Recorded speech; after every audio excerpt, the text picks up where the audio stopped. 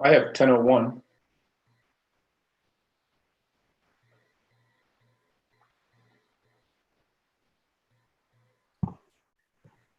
We are good to go.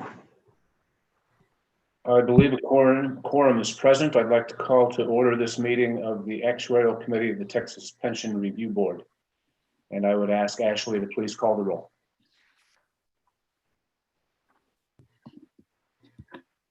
Chair Keith Brainerd. Here. Marcia Dush. Present.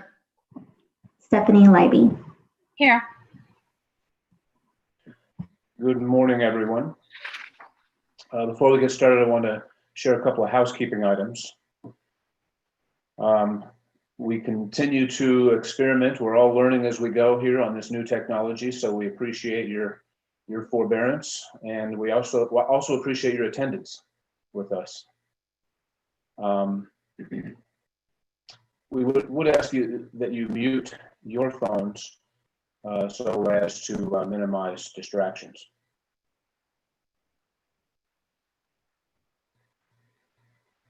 Ashley, would you please provide a list of those who have pre-registered to provide comments during our meeting? Yes, thank you. So today we'll have representatives from the cities and Fireman's Relief and Retirement Fund from both Orange and Midland. I'll read the representatives' names, and if you could please answer with present. For Orange, we have Mike Kunst. Present. Thank you. John Bilbo. Present. Tony Kay. Here. Brad Heinrichs. Here. Guy Goodson.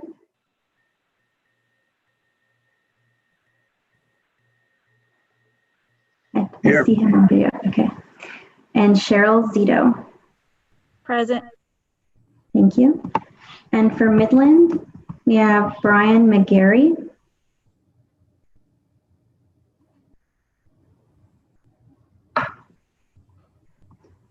If you're on the telephone, it's *6 to unmute.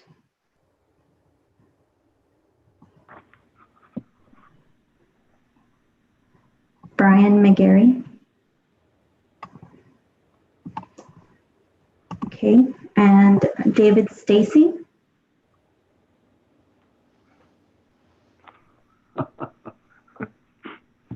It's, sorry, *6 to unmute. Okay, James Martin. Here. Thank you. Van. Zero. Thank you. Van Piercy.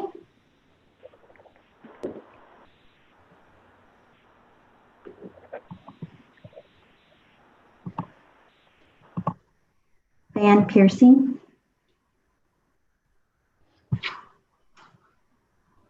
Mayor Patrick Payton. I'm here. Thank you. I'm here. Mark Mason. Here. Thank you. Shara Crow. Here. Thank you. Mark Fenlaw. Here. Thank you. And Claude Parento.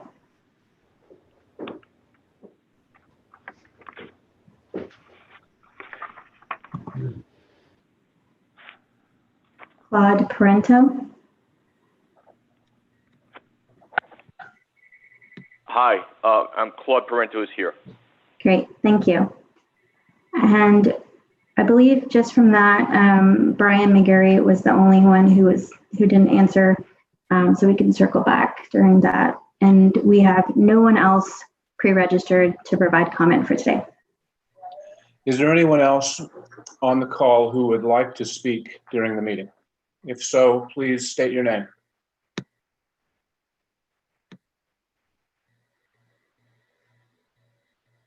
Okay, thank you. First order of business is minutes of our May 7th committee meeting. We're going to have a motion. If you're making a motion or seconding, please clarify who you are. I would entertain a motion to suspend the reading of the May 7, 2020 minutes for the joint meeting of the Investment and Actuarial Committees. This is Marcia Dush, so moved. This is Stephanie Libby, seconded. Thank you. It's been moved and seconded. All those in favor say aye. Aye. Aye. Those opposed, same sign. That passes unanimously. Thank you. Those minutes are approved. As circulated, we will suspend their reading. Another set of minutes regarding the May 7, 2020 Actuarial Committee by itself. I would entertain a motion to suspend reading of those minutes, please. So moved. This is Marcia Dush. Stephanie Libby, seconded. Thank you. All in favor, please say aye. Aye. Aye. Opposed, same sign. Motion passes unanimously. We will suspend the reading. The minutes are approved. Thank you. Next order of business is system subject to the Fsrp, the Funding Soundness Restoration Plan requirement. And we would first call on the City of Orange and the Orange Fireman's Relief and Retirement Fund. And to introduce that subject, I would ask Pension Review Board Director Anu to please deliver the report. Thank you, Mr. Chairman, and good morning, members. I'm Anumeha Kumar. Behind tab 5 of your meeting packet, we have included the AV report and the Funding Soundness Restoration Plan report from the June board meeting. Members, I would like to bring to your attention on page 24 of your packet, there's a list of systems that are immediately subject to the Fsrp requirement. You'll be hearing from both Orange and Midland Fire representatives here in a little bit. I just wanted to mention very quickly, we did invite Irving Fire representatives to present at this meeting.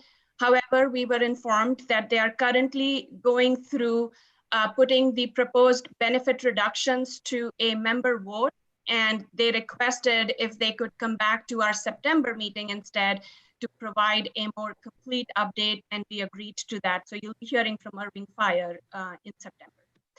As well as Longview Fire, just a quick reminder, we were waiting to see their 2019 actuarial valuation before we invited them.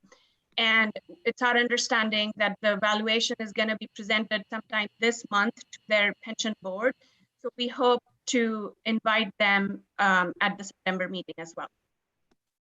Members, we have included for both Orange and Midland in the meeting packet some background information for your reference, but I'm happy if you have any specific plan related questions, staff is happy to answer those as well. And that's all I had. Thank you. Thank you, Anu. We've got representatives of the city and the pension plan, and I understand, or I believe, someone is prepared to share their remarks. Is that correct? Yes, sir. I'm Mike Kuntz with the City of Orange, City Manager. Mr. Kuntz, thank you for being here. And if you have prepared your remarks, now would be a good time. Please proceed. All right. Well, some brief remarks. Of course, the Fireman's Pension Plan for the City of Orange was established back in 1950. Of course, that's 70 years old. Lots have changed in the world since then. But just a few years ago, 2 or 3 years ago, when the City of Orange was before y'all previously, at that time we did identify a couple of things that needed some assistance to get our fund, our pension healthy. And again, we are partners in this with the Firefighters Association, our local, and also the plan members. It was identified that we need to increase contributions and to make adjustments on our benefits. Since those last few years, on this two-prong approach, we have increased contributions, both the city and the firefighters. There has not been an adjustment on the benefits. Currently, we are also in negotiation with our Firefighters Association and and working on our city's budget. So some things that we're, before I move ahead on some things that we're looking at for the current fiscal year, I will say also another change that we had that's taken place since we've met the investment consultant, longtime investment consultant of over 15 years. That was changed. We felt that was one of the things that we needed to do to get better advice on those things. But coming up in the current year, while again what's coming up on the budget is proposed, it's not adopted, but we do anticipate a 2% across the board raise for all the employees. So just from that, there will be some additional contributions. But as we negotiate, as the city negotiates with the Firefighters Association, both sides currently has agreed, not adopted, but it has agreed to an additional 2% contribution from each side, so for a total of 4%. Still not where we want it to be in regards to contributions, but over the last few years, we are at least making strides towards that. And again, there has not been any benefit changes to this point. Back to the contributions, under with this last few months, as evidenced by what we're going through today and what's going on in the world, we're kind of taking a little bit more conservative approach, both with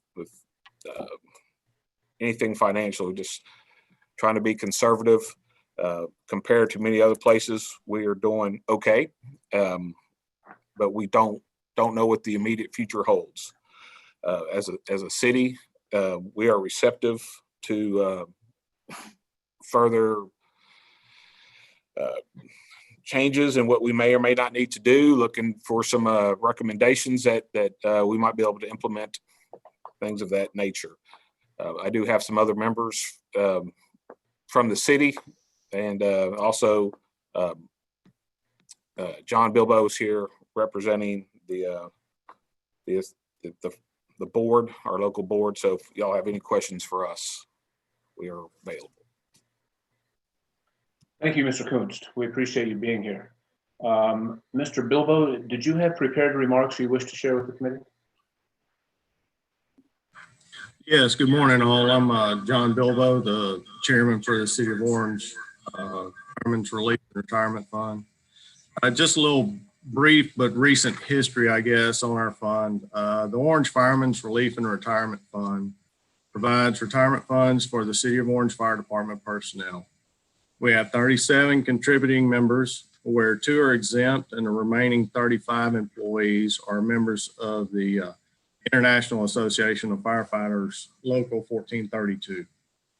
Currently, our plan provides retirement benefits to 42 retirees and associated benefactors for services rendered.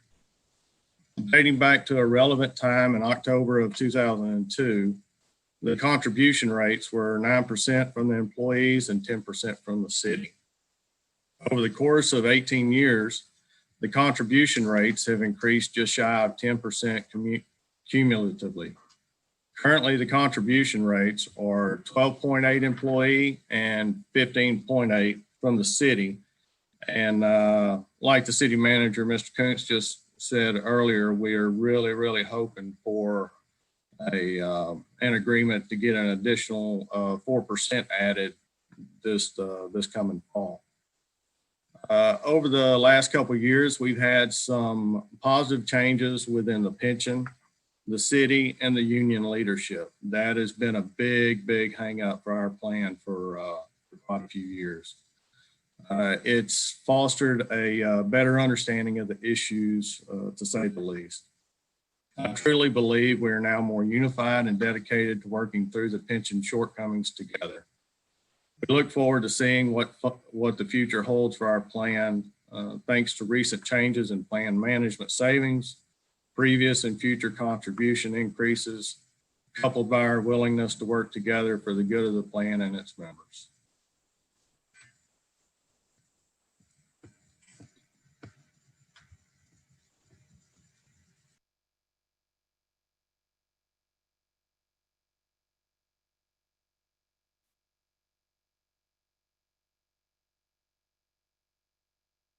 Mr. Chair, this is Marcia Dush. I would like to ask a question of Mr. Bilbo. Please. I do appreciate everything that is going on with Orange, and it looks like you're making very significant progress. I do have perhaps one remaining concern, and that is with respect to the actuarial interest rate assumption used to calculate your benchmark, how close your funded ratios and how close you are to your actuarial contribution, actuarially your ADC. The last I saw, it was still at 775, and I understand that you are working with a new investment consultant. I noticed from the valuations that a lot of the losses which have built your unfunded are attributable to the fact that you have not achieved the actuarial interest rate that you've been using. And so I would just really caution you to work with your actuary and work with the investment consultant to make sure that you're using an interest rate that is achievable over time. And I am particularly concerned because your plan does run a very significant negative cash flow before investment return. So it's going to make investment returns in the near future very important to the plan. And I just have a concern that with all this work that you're doing, that you may still be, you may think you're being very conservative, but there still is, I think, a concern about being too optimistic on the interest rate. Yeah, well, we definitely appreciate the comments. This is still a learning experience for me, going off of a lot of guidance that I'm getting from Brad at Foster & Foster and Tony. We're doing the best that we can with the information that we're given and what we're learning. We're still pushing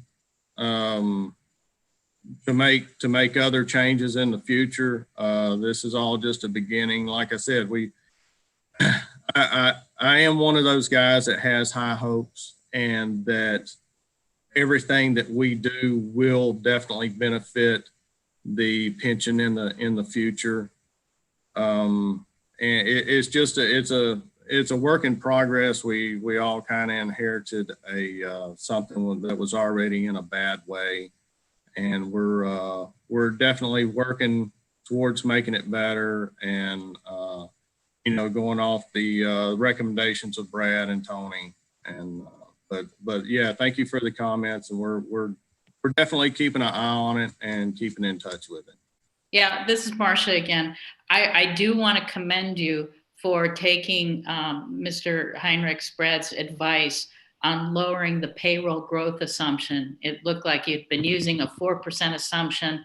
That was way too high compared to what the actual experience had been, and you've lowered it to 2.5% is what I believe is current. And I think that is a great first step to kind of recognizing, setting assumptions that don't have bias. And I guess that's my one thing, is just make sure that you're not including significant assumptions with any significant bias. Yes, ma'am. We were, we're trying to compare apples to apples. And whenever that issue came up and Brad was like, figuring it on 4%, we were like, a 4% raise every year, you've got to be crazy. And then we had to kind of step back and punt on that one. And that, of course, that really affected our numbers in a negative way. But yeah, we're trying to be as open of a book as we possibly can, and not pull the wool over ours or anybody else's eyes. We're just, it's a process that we're working through, and it's not going to change, happen tomorrow, but we'll get there. Member Thank Dush. you. Tony Kay, did you have prepared remarks you wish to share with the committee? Yes, I do have some remarks. First off, thanks to the Actuarial Committee, the Pension Review Board for having us here today.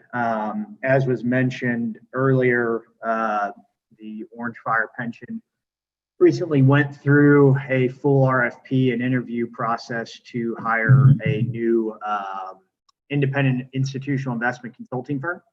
And so I'm here representing ANCO, again, Tony K here. So we have gone through, since being hired by the board back in September of 2019, pretty thorough process. First, we hired a new custodian for the system's assets. And then shortly after that, we did a deep dive, kind of on the pension system, how the investments were allocated, a full review of the investment policy statement, as well as, kind of this top-down look at the way the assets were deployed and how we might better restructure the investments to really give the system the best probability of hitting that 7.75% rate of return net of fees on a long-term ongoing basis. So I'd commend the board for their involvement in the process. Lots of heavy lifting on the investment policy statement, but really a lot of focus on the portfolio, making sure that it was structured in a way to, again, provide the best risk-adjusted returns possible while paying an appropriate level of fees. So just a couple of comments on that. In terms of the enhancements that were made to the portfolio coming out of that revision to the investment policy statement and a reworking of the portfolio.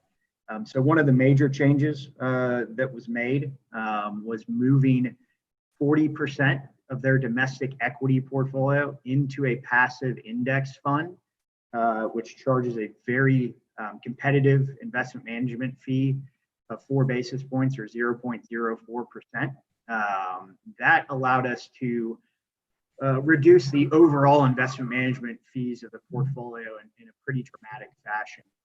So kind of using the latest figures that we have, investment management fees on existing assets have been reduced to less than 0.5%, so 0.41%, again, on all existing assets, which we believe is a pretty competitive rate, particularly when you consider the fact that the pension assets are below $10 million. As everybody knows, larger assets tend to come with better fee break points. So being able to reduce the fees at that level was important. We also slightly increased exposures to equity to give us a better chance of hitting that return target, and added diversifying, or in the process of adding diversifying assets to areas like core private real estate and global tactical asset allocation funds that have a more flexible mandate and put us in a better position to achieve that return on a going forward basis. Lastly, we've implemented more strict measurement of the portfolio, including comparisons versus other public pension plans, so peer universe comparisons. We've done the same for the underlying investment managers in the portfolio to better get a sense of how the individual constituents are performing. And then lastly, the next project that we're working on is implementing a quarterly compliance checklist so that we have these, guide rails and guideposts so that we can continually assess the progress that we're making. So that's what we've been working on from an investment standpoint with the board. Thank you, Mr. K. Are there questions for Mr. K, the investment consultant to the Orange Plan? Yes, this is Marcia Dush again. Mr. K, thank you. And getting the investment expenses down from, I think in our report on the intensive report, they were like 1.38% down to something around 0.5%, I think certainly is great movement in the right direction.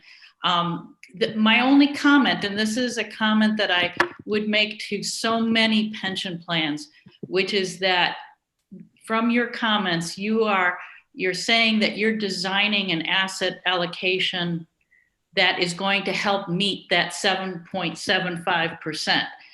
I think if you talked with Mr. Heinrichs, the plan actuary, you'd understand that it really should be, that process should be flipped around. the fact is the asset allocation should be based on the amount of risk that and volatility that the board is willing to take on. And once the asset allocation is fixed, then the actuary should work with the board to determine a rate of interest that is, most likely to be achieved. And here I would also say you have to take into account the fact that this plan is very mature with a negative cash flow before investment return. And so rather than saying you're designing an asset allocation that's going to hit that 775, it really should be once the asset allocation is determined, then working either with some model based on your capital market assumptions, really trying to find out what's the 50 percentile chance of hitting a particular interest rate, and that's what should be used to derive the actuarial valuation. So I am concerned about that 775. Thank you. Thank you, Marcia. Good point. Mr. Kay, quick question, please. Have you prepared a projected investment return for this portfolio? According to your projections, is 7.75% achievable for this fund? Yes, based on our analysis, 7.75 is a reasonable expectation for this fund's investment. Thank you. I understand the plan actuary, Brad Heinrichs, has a comment. Brad, if you would, please unmute yourself. Thank you. Hi, good morning. Thanks for having me. I just have a couple of comments. First of all, I think Member Dush's comments are very well taken. This has been a long educational road that we've been on since I've become the actuary a few years ago. Our focus first was in looking at the prior actuary's valuation was to bring the assumptions more in line with reality. You had pointed out the payroll growth assumption. There were other assumptions that we modified as well. The assumed rate of return is certainly a concern of mine, as it is yours. They did as you know, they made a change to their investment consultant, and at least initially they didn't want to touch that assumption until that investment consultant had a chance to do a thorough review of the portfolio and see whether he believes or their firm believes that 7.75 is appropriate. So that still is a work in progress. But I would say that the board, when I first came on board, really didn't have a good concept at that time of really how big the deficit was. I think the assumptions were overly aggressive, painted a picture that was a little bit too rosy. Once we started to get a bit more real with our actuarial valuations, they realized now that the deficit's about 8.7% of payroll per year. And so both the city, the board, and the membership has been made aware of this. I think the city manager mentioned before that they had at least agreed in principle to increase the contributions by about 4%, so covering almost half of the deficit. And when I say 8.7% deficit, that's an 8.7% deficit to get us to a 30-year amortization on an annual basis. And so they realize that they have more work to do. I can tell you that from the board's perspective, I've been pleased that they have put several votes for benefit reductions to the membership. Unfortunately, the nature of the way that the attorney believes that the voting should be administered, that the members have the option of a benefit reduction or no reduction. So that's really how the ballot goes. And you can imagine being a firefighter, and you're given you go to the voting place, and your choice is cut your benefits or don't cut your benefits. You can see how that might be a difficult thing to pass.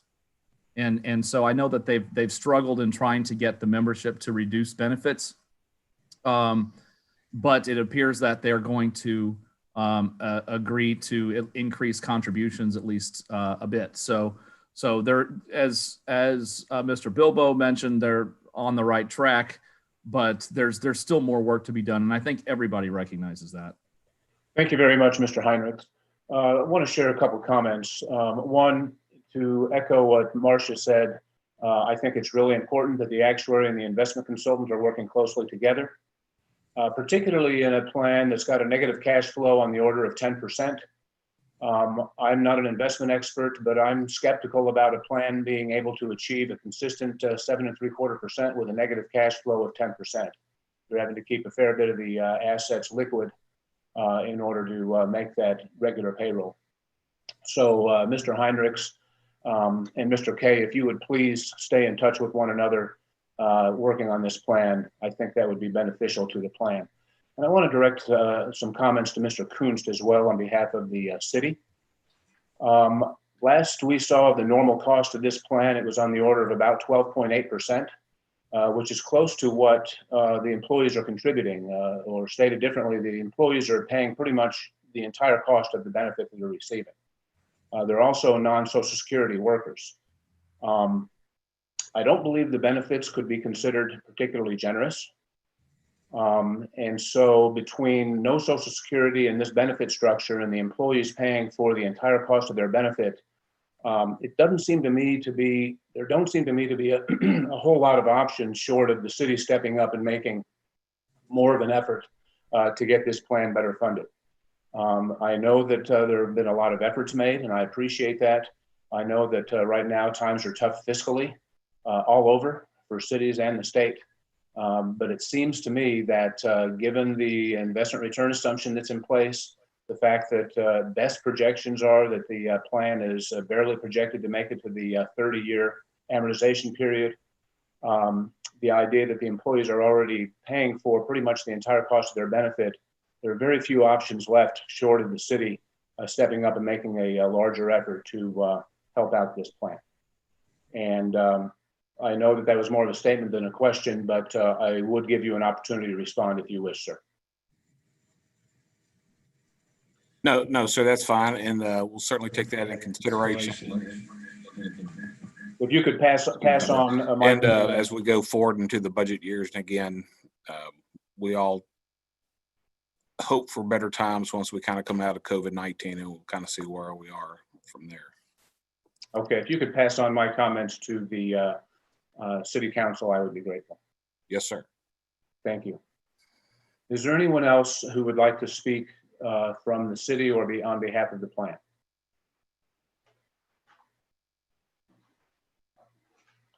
Anu, is there anything else on the City of Orange plan that we need to address right now? No, I think we've pretty much covered everything at this point. Okay, thank you. I want to thank the speakers and the consultants to the plan. We appreciate your time, your expertise. We look forward to seeing what you have to propose in the coming months.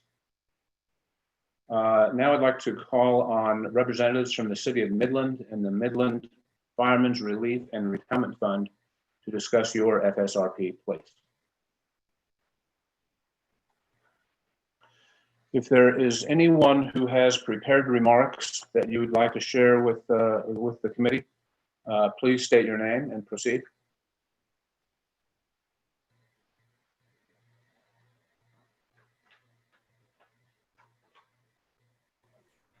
And again, it is *6 if you're on the telephone to unmute yourself. Thanks.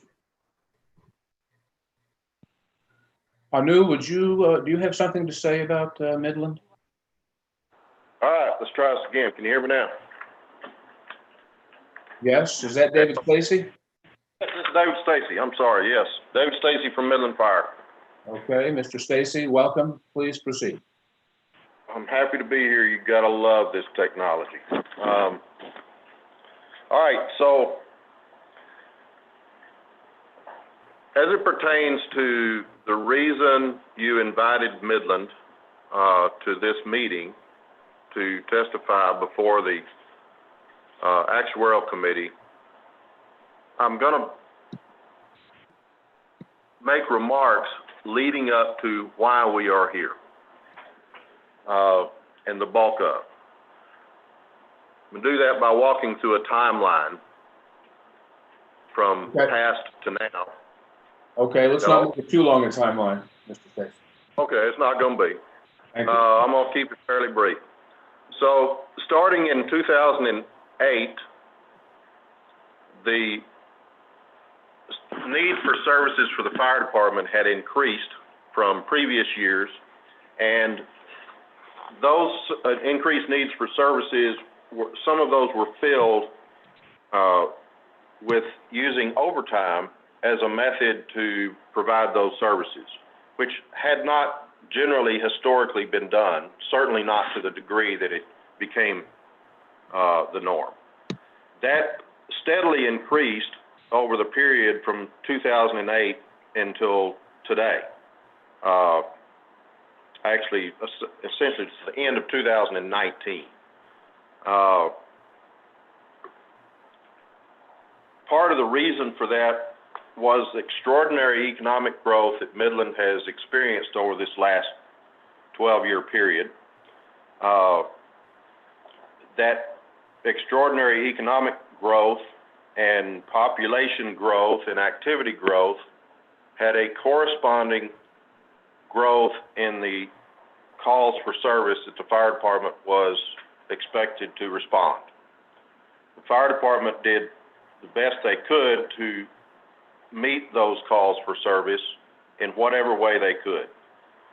A challenge for the fire department in that process was that there were very high competitive wages being paid locally, and government work generally doesn't compete with that anywhere close. And because activity was high, cost of living was relatively high relative to most of our peers almost anywhere else in the state. So for a new government employee to come in and work for the fire department, or a new firefighter to come in and work for the fire department in Midland, his cost of living was high, housing was limited, and the attraction to go somewhere else for more pay was great. So there was a substantial period of this last 12 years where it was very difficult to attract new employees and retain employees. Nonetheless, the calls for services continued to exist. The fire department did what they could to meet those calls and of course that included expanding units, vehicles, manning vehicles, adding stations, adding staff that we weren't always able to fill by hiring people off the street. So that continued to be fulfilled, a large portion of it, by paying overtime to do so.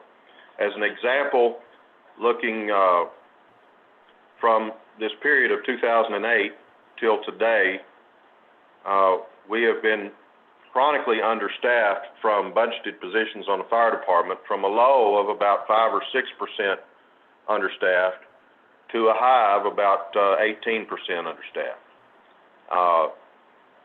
And on an organization that's only 200-ish folk, that's a pretty significant number of people when you're a lean operation to start with. Why I'm going down this timeline is because starting in 2008, 10, and 11, the board recognized that there was a change in historical activity that had occurred in this overtime activity. So because the pay is based on,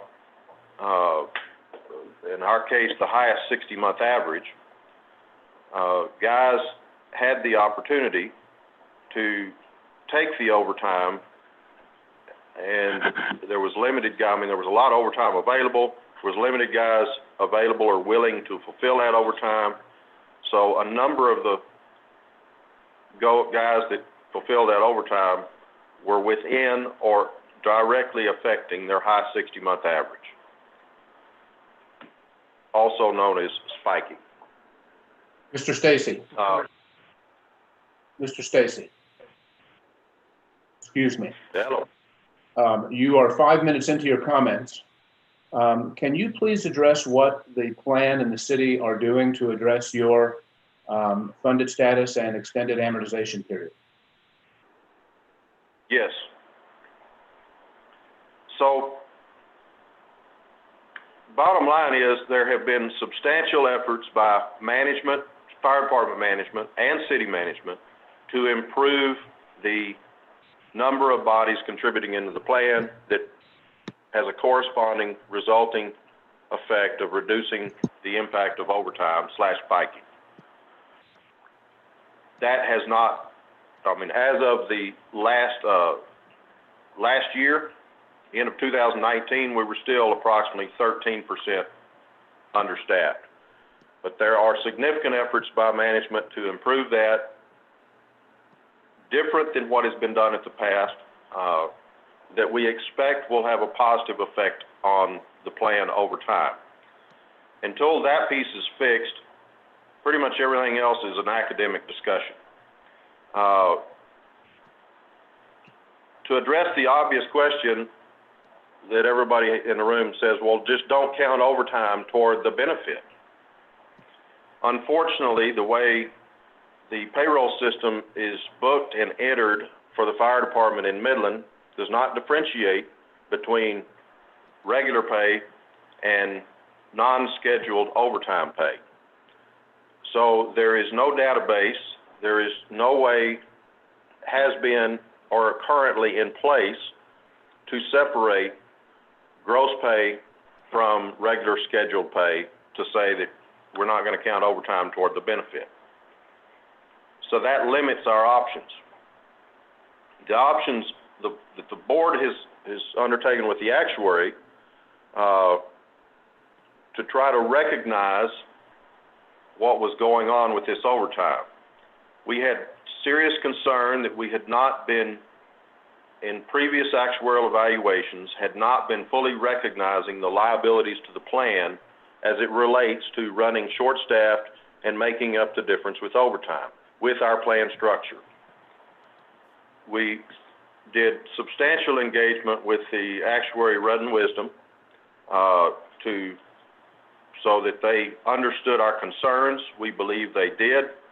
The evaluation that they performed for us as of 12/31/17 recognized that.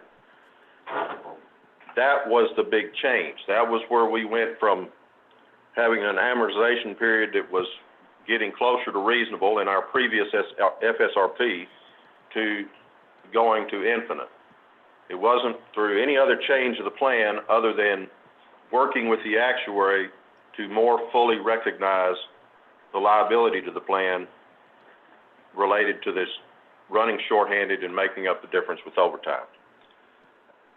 Thank you. We had conversations going with the mayor who served on our board and was a part of these discussions for the last several years. And we're working toward developing a plan that would change the entire plan structure such that overall there would still be a reasonable benefit to the membership and not an unreasonable contribution required to sustain it.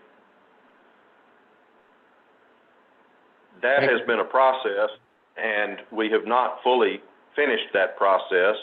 And of course, there was a document provided to you of a special study that was done that was not the only one, that includes several items on there that you may go, man, that's, I don't know if they're going to do that or not.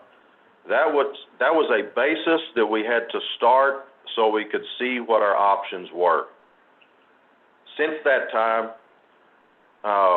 the previous mayor went away, a new mayor was elected, and unfortunately, shortly after, COVID happened. And so here we are today. I'm happy to answer any. Thank you, David. We appreciate that. Mark Fenlaw, did you have prepared remarks, or are you available for questions? What's your preference? Mark Finlaw here. I don't have any prepared remarks. I was asked to be a resource to be available to answer any questions. Thank you. I appreciate that, and I may have some questions for you here shortly. Is there anyone else who has prepared remarks who wishes to address the committee on behalf of the Midland Plan or the City of Midland? This is Mark Mason. I'm both a board member of the Fire Pension Plan, but I'm also the finance director for the City of Midland. Thank you. Welcome, Mr. Mason. You have some remarks?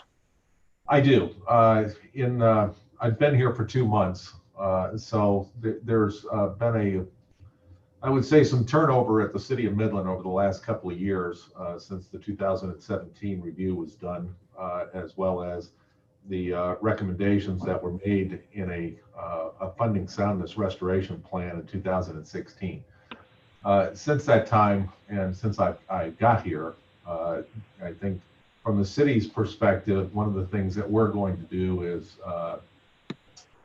with the 2019 actuarial report due to come out in a couple of months, we're also going to be hiring a consultant on the city side to create some continuity between what has been happening with the plan over the last several years, as well as what we're going to be looking at from the new actuarial report that should be coming out in a couple of months.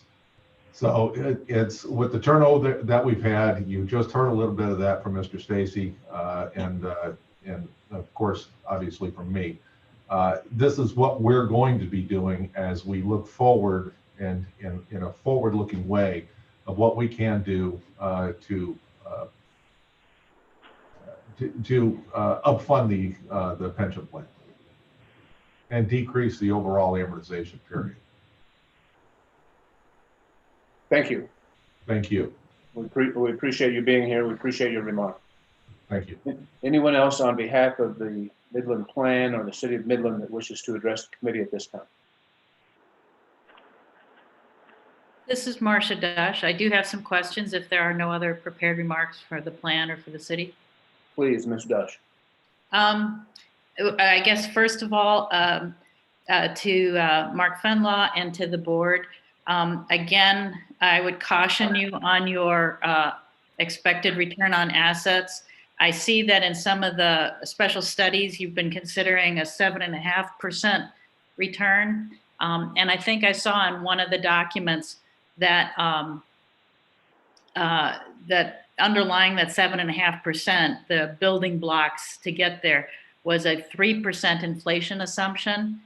And again, I feel that at this point in time, looking forward with a significant, I believe you also have a negative cash flow, that a 7.5% is going to be very hard to achieve. And I also just question a 3% underlying inflation assumption at a time when, you know, like Social Security's mid-range assumption is like 2.4%.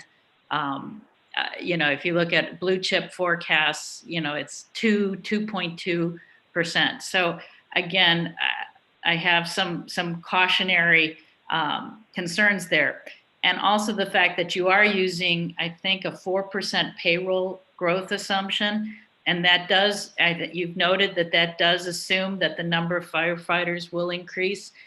And again, Mark, I would, again, refer you to the cautionary information in ASOP 27 about counting on future hires when doing actuarial projections if they're not already on payroll. And I know there was a very substantial study last year that showed that if Midland could staff up to its plan, that things would be in a much better situation. But to some extent, it's really hard to base success on wishing that Midland can hire these folks. But I know that they had already made some substantial hires even before we met last time. So I think those are my initial concerns. I mean, I did see a couple other things I would make a comment about, which is that the plan does include an automatic COLA when you've hit 8.25% returns over 5 years. I don't think the chance of that is very great at this point. But on the other hand, I would also say that should temper your investment assumption, because if you do, there will be a chance that there would be a period of high returns, and so that's going to take away the ability to offset some of the low returns. And those are just my comments. But again, appreciate the hard work that's going on. Oh, and one last thing, David. When I was reading some of the materials, it's not just the spiking, the overtime issue. Isn't it also the fact that the payroll system went to a every 2-week payment, and so that what's getting counted in the high 60 months are a lot of months where there's 3 paychecks? Yes, ma'am, that's correct. Trying to be brief, I mean, there is a myriad of details of weeds associated with this. Yeah. And we can go into the weeds as much as anyone would like, but there aggravating factors are, 3 years ago, we changed from a payroll system from twice a month to every 2 weeks. Since the fund's basis for calculating the benefit is high as 60 months of salary or pay, that meant that there were some months during the year that were automatically going to be, I guess, artificially high, or they were going to represent more than a equal pay spread over a year. That is has been an aggravating factor, and we've found now in retrospect data research that we've had months, presumably you would have 2 months in the year that would have 3 pay periods. We've had more than 2 months in the year that have had 3 pay periods. Yeah. And the math still works. I mean, actual history has proven this out. Now, there is a substantial other additional aggravating factor, is that it has been the practice of the city of Midland for the last 12 years to be highly resistant to giving giving a COLA as a part of the regular pay. And part of their logic is they don't want to commit future councils and escalate the cost of the budget. And I understand that.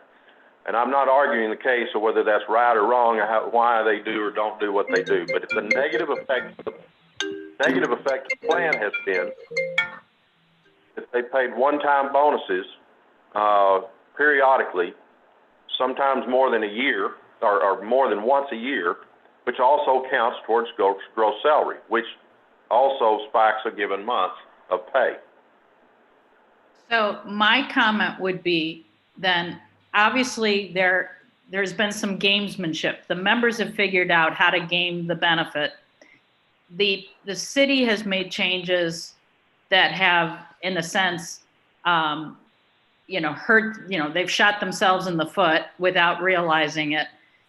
So to me, there's obvious plan changes that need to go into, essentially get back to a reasonable benefit associated with, what was intended. And if you can't do that, then I think it's on both, in this case, I think it's on both the members and the city that have to pay up. So, that would be, my concern, which is, I really think, some common sense here has to be plan changes that kind of dispel some of that spiking. Well, thank you. I've got a couple questions for Mr. Fenlaw. Mark, are you available? Yes. Thank you. Mark, how long has your firm been providing actuarial consulting services to this plan? We were retained 2 years ago. We performed one actuarial valuation and some special studies based on the actuarial valuation. Thank you. Do these plan participants participate in Social Security? They do not. Roughly what portion of the total normal cost are employees contributing? Well, if you look at the special study, let's see if I can find mine. It shows that the current contribution rate by the firefighters is 14.2%, or it was at the time we did the valuation. The normal cost was almost 26%. With the special studies, we've shown plans with the normal cost to close to 21%, and they've asked us to study an increase of 3.8% in the firefighter contribution rate up to 18%. So that would still be under the normal cost. Thank you. And based on the information that has been submitted to the committee, it looks like some serious thought has been given to potential plan design and financing changes. But I'm not clear on what the net of those are. Do we have a plan to get the city in compliance with state standards? Well, there's an Exhibit 1 that's attached to that January 29th, 2020 special study that was in the meeting packet. And both of the two plans that we presented to the board had an amortization period of under 30 years, 26 years and 25. Well, about 26 years for each of them. Thank you. And just in general, what response have you received, if any, from the plan participants in the city with regard to those proposals?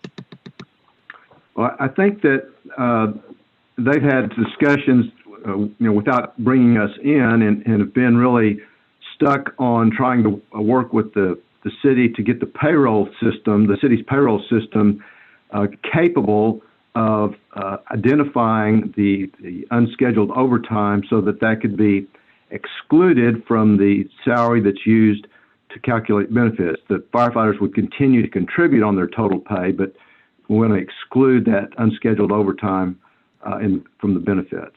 So it's been they've been had a lot of conversations with the city on that. Thank you, Mr. Fenlaw. Appreciate that. Mr. Mason, you've heard all of this. I know you're relatively new on the job, but it sounds as if some of the issues here revolve around the city and particularly your payroll and IT systems. Do you understand that? What I'm hearing is exactly that, and I did not know about that, nor have I actually seen this 1/9/2020 special study. So I'm going to get a copy of that. So there's some things that apparently I was not aware of. Okay, thank you. I would just remind you, and I'm not directing this at you per se, but on behalf of the city of Midland, that you all are a plan sponsor, and as such, you are an equal party to this plan. And I would encourage you and the mayor and the council to do whatever is necessary to bring this plan into actuarial balance. No, absolutely. We'll your comments will be certainly taken into consideration as we go forward.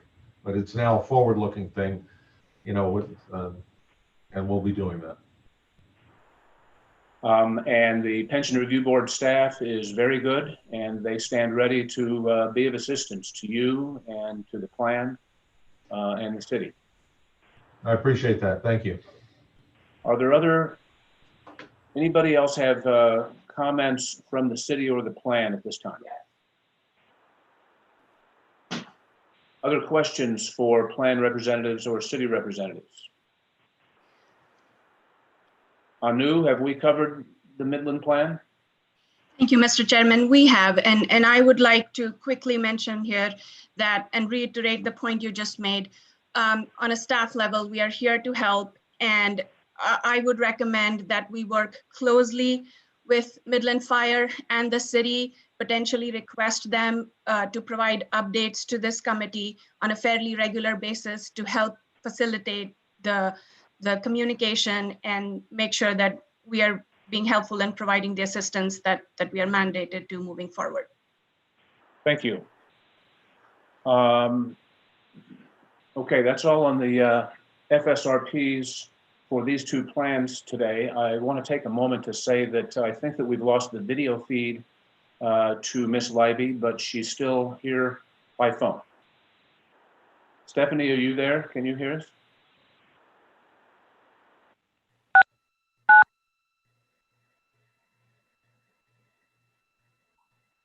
hear me now?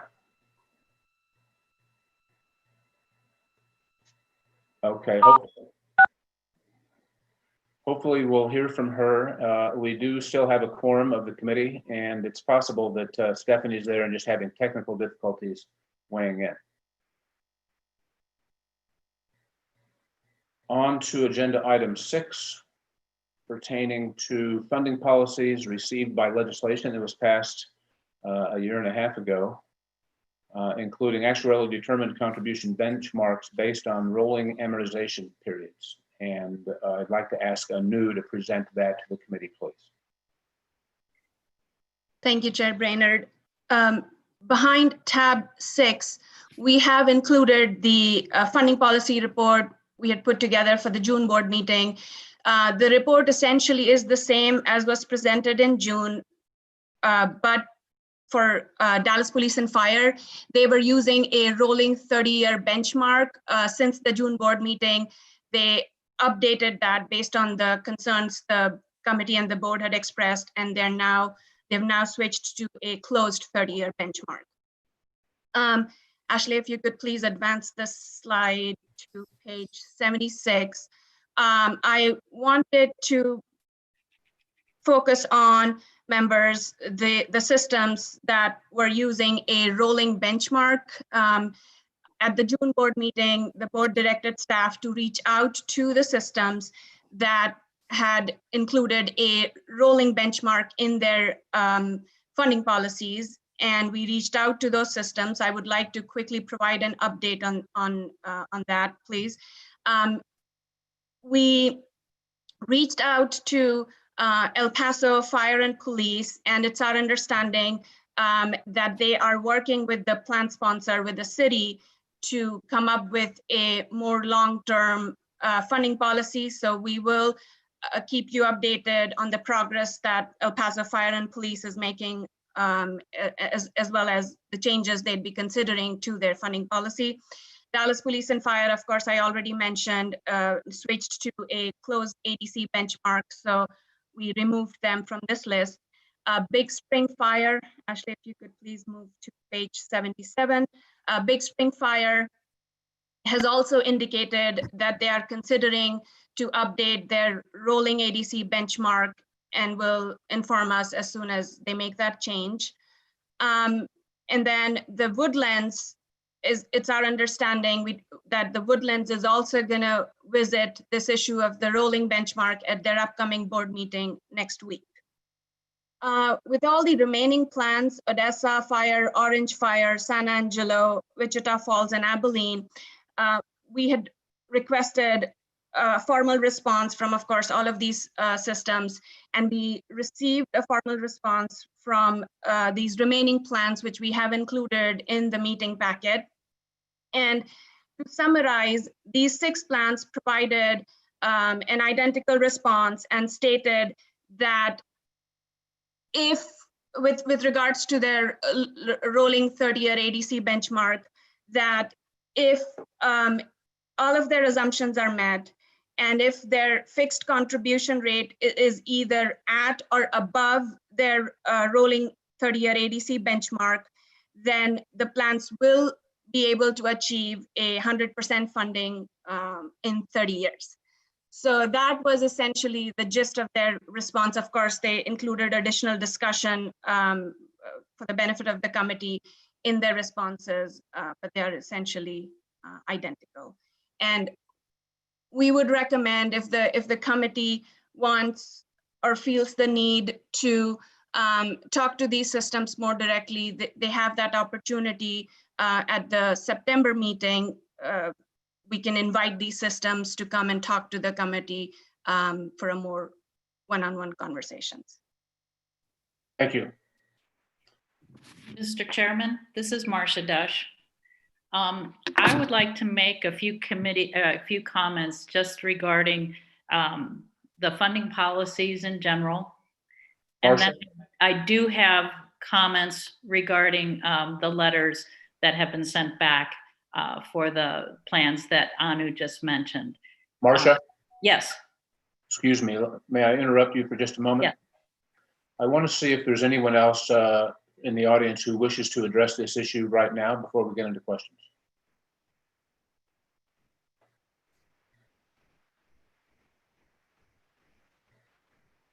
Okay, hearing no one, Marcia, please proceed. Thank you. All right. Well, Mr. Chairman, I would like to take a minute to remind our committee and our constituents why there is a need for the funding policy for each and every Texas defined benefit plan. Our legislature has asked each plan to create and abide by a funding policy that will target 100% or better funding of plan liabilities. I believe that the legislature in this way is attempting to address a major issue that especially affects fixed rate defined benefit plans in Texas. In our January 9, 2019 study on funding policies for fixed rate plans, the PRB was able to show that the funded status for fixed rate plans has deteriorated from the mid 70% level on average in 2004 to under 65% on average at the time of the report. And most surprisingly, the deterioration continued during the market rebound after the 2008 and 2009 market decline. Fixed rate plans did not seem to benefit from the great 10-year bull market that we experienced up until the end of last year. While plans funded with actuarial determined contributions were able to increase their funded ratios almost back to where they had been in the early 2000s. So it appears that what we've been doing, especially for fixed rate plans, has not worked. It's my belief that there are about 3 reasons for that the funded status for fixed rate plans and ADC plans with lower funded ratios have continued to deteriorate. One is actuarial assumptions being too optimistic, and in particular, the actuarial interest rate and the expected payroll growth. Even though capital markets forecasts have been pointing to lower inflation, lower government interest rates, and lower average returns for a very long time. 2, investment results have been significantly lower than the actuarial interest rate.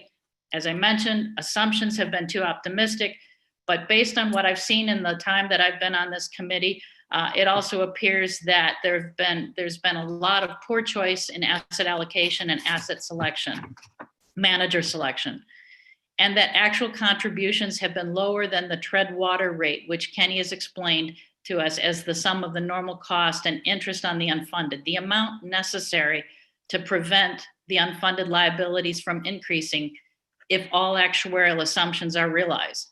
And even more significantly, they have generally been less than the ADC, which permits negative amortization. And if you have a 30-year calculation for the ADC, it's going to be less than the amount than the tread water rate. It's going to show that the actuarial unfunded liability will increase. I think this legislature has stepped forward and I believe is asking the plans in Texas to do something differently going forward. They started with SB 2224 requiring a funding policy to target 100% funding, and SB 322, which has required investment reviews and additional disclosures. The investment committee is already reviewing the investment reviews that have been submitted. And I would like to commend the staff on assembling, updating, and organizing the summaries of the funding policies that have been submitted. Thank you.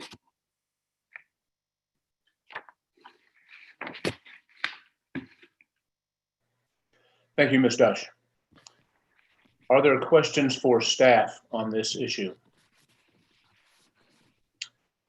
I know it sounds like we've made a little bit of progress in terms of getting a couple of plans to change their funding policy. There are still a handful out there who are sticking to the 30-year rolling. Is that correct?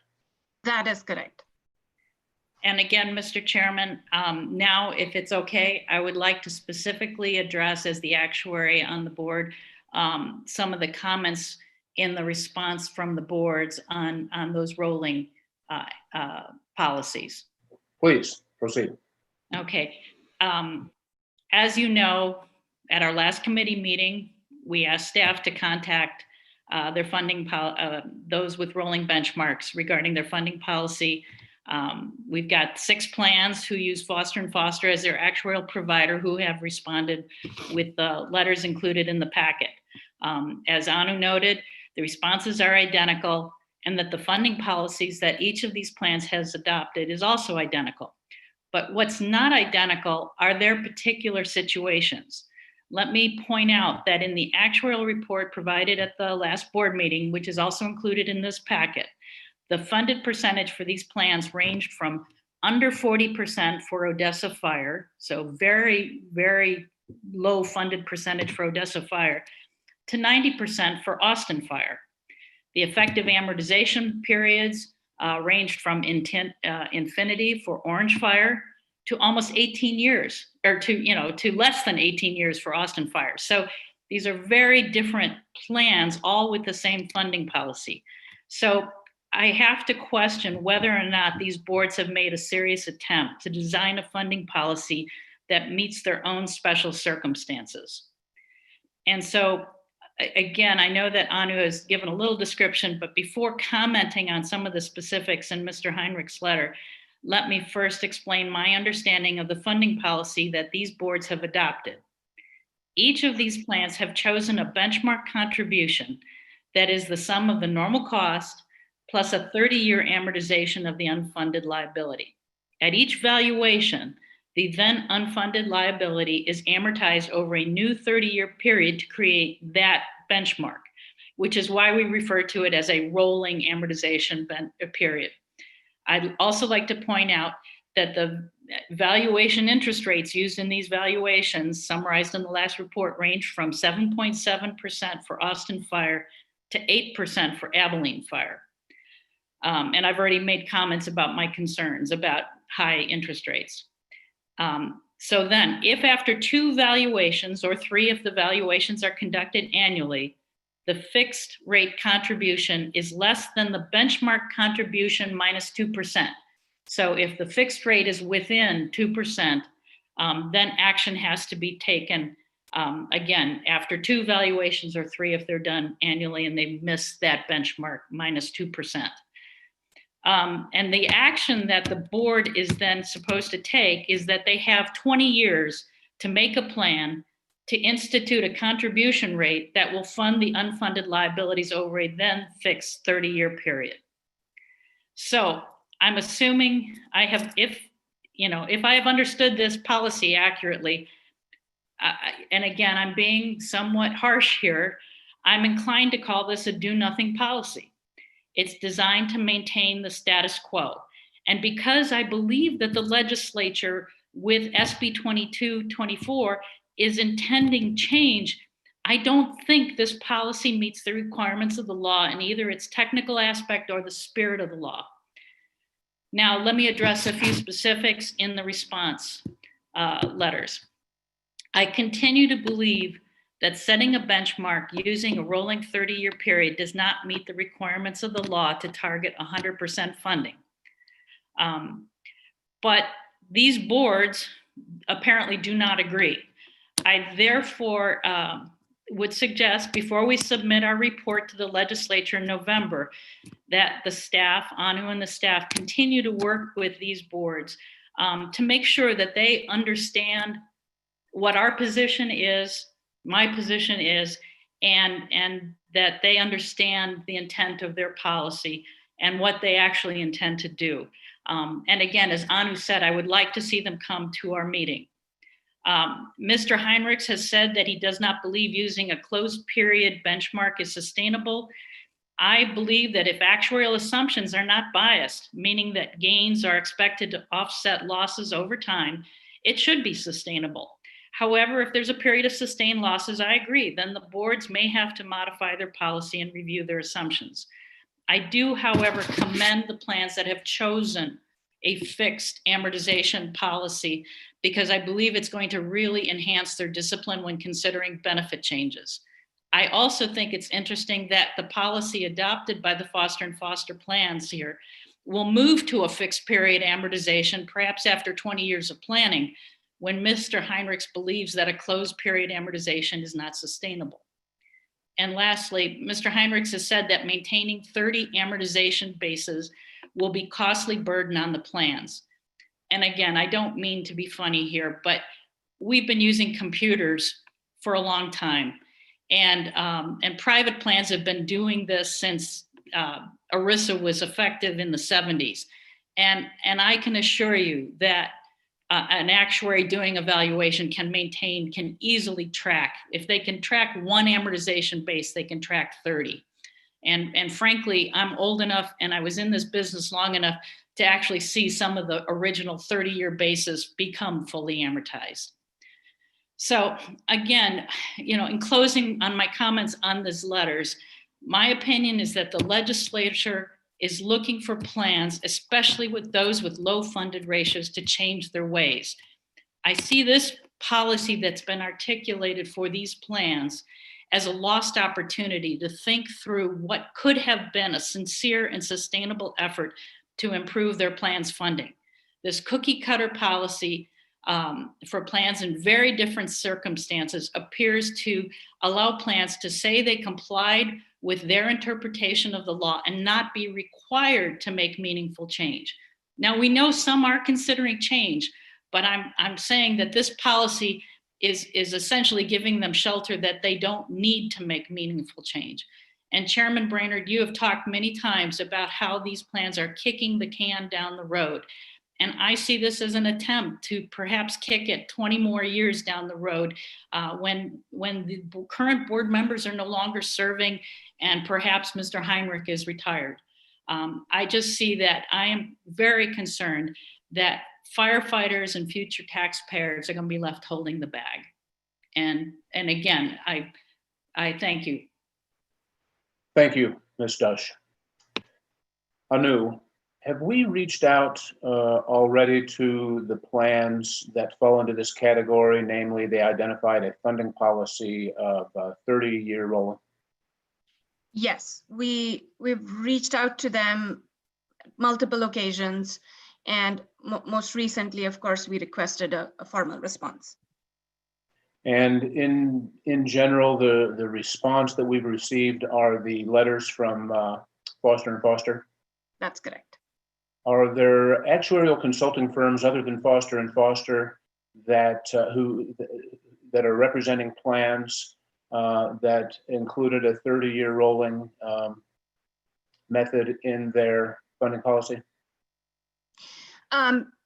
Yes. So, for example, Big Spring, their consulting actuary is, I'm forgetting the name of the firm, but they have said that they're going to look into this issue and potentially update their policy. El Paso Fire and Police, Dallas Police and Fire, the Woodlands, they all have different actuaries. And of course, Dallas Police and Fire, as I had mentioned, already made a change. And El Paso is working with the city. Austin Police is working with their sponsors. Excuse me if I failed to mention Austin Police, again, also is using a rolling 30-year benchmark, but they're working with the city to come up with a more long-term funding policy. And the Woodlands actuary has also indicated that he'll be talking to the Woodlands board to raise this concern. Thank you. So is it accurate to say, and I don't want to say it if it's not accurate, but is it accurate to say that the only plans that are resisting moving off of a 30-year rolling approach are those that are represented by Foster and Foster? At this time, that does appear to be the case. And have we heard from plans that are represented by Foster and Foster, or has all of their response come through the letters that we received from Foster and Foster?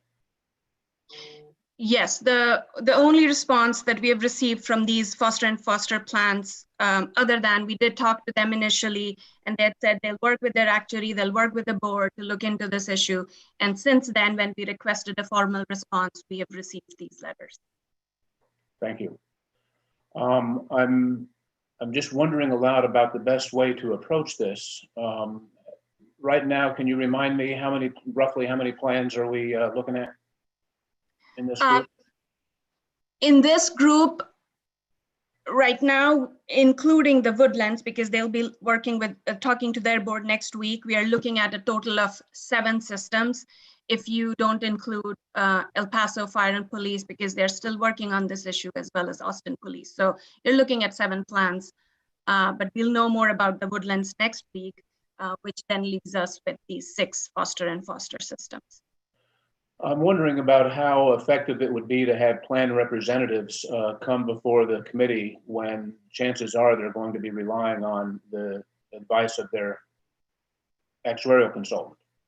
I think it would still be helpful in the sense of we always try to work as much as possible with our plans before we provide our report to the legislature. So essentially, in our biennial report in November, we will be providing the board's report on the funding policies to the legislature. And before we tell or say anything to the legislature, I think it's prudent to talk to these systems directly, and they'd be, all of these 6 plans would be represented by the single actuarial firm.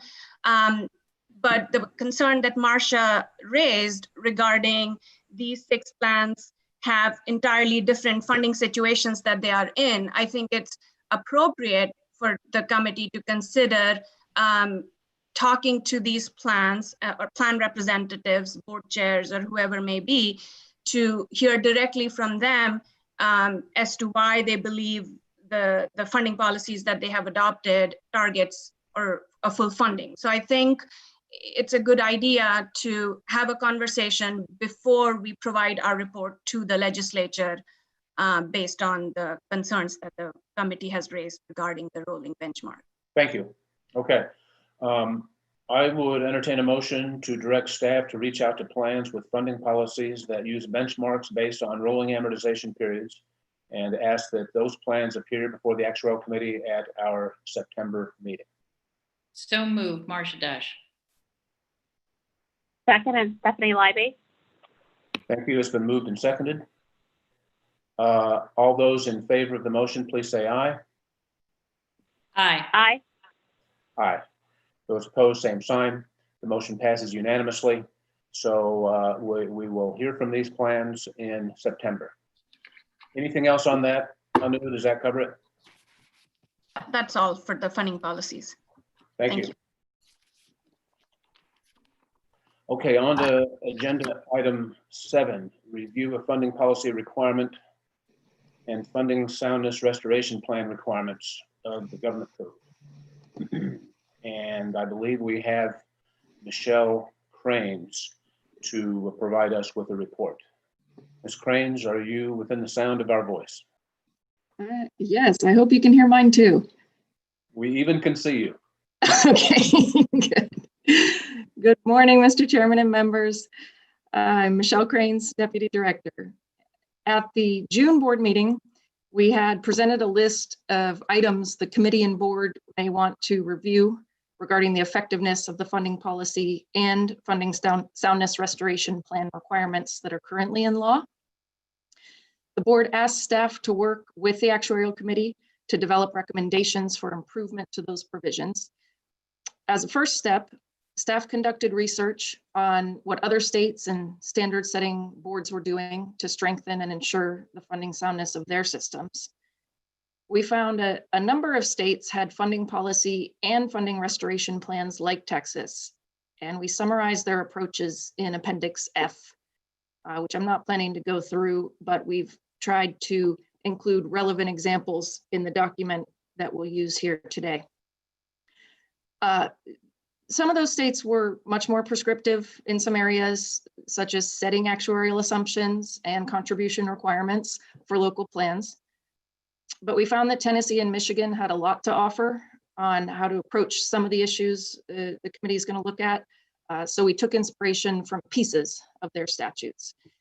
Our primary source, though, was our experience with implementing this law over the past 5 years.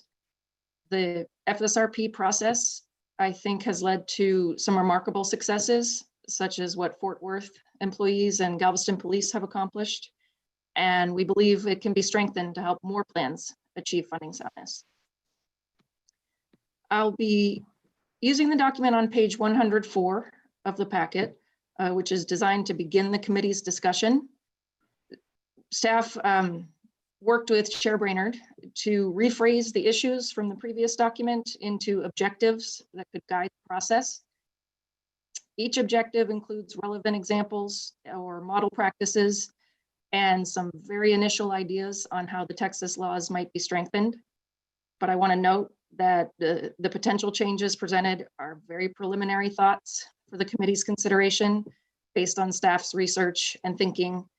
And we hope the committee will take the ideas here as a starting point for discussion. But we know we'll benefit greatly from your expertise and input.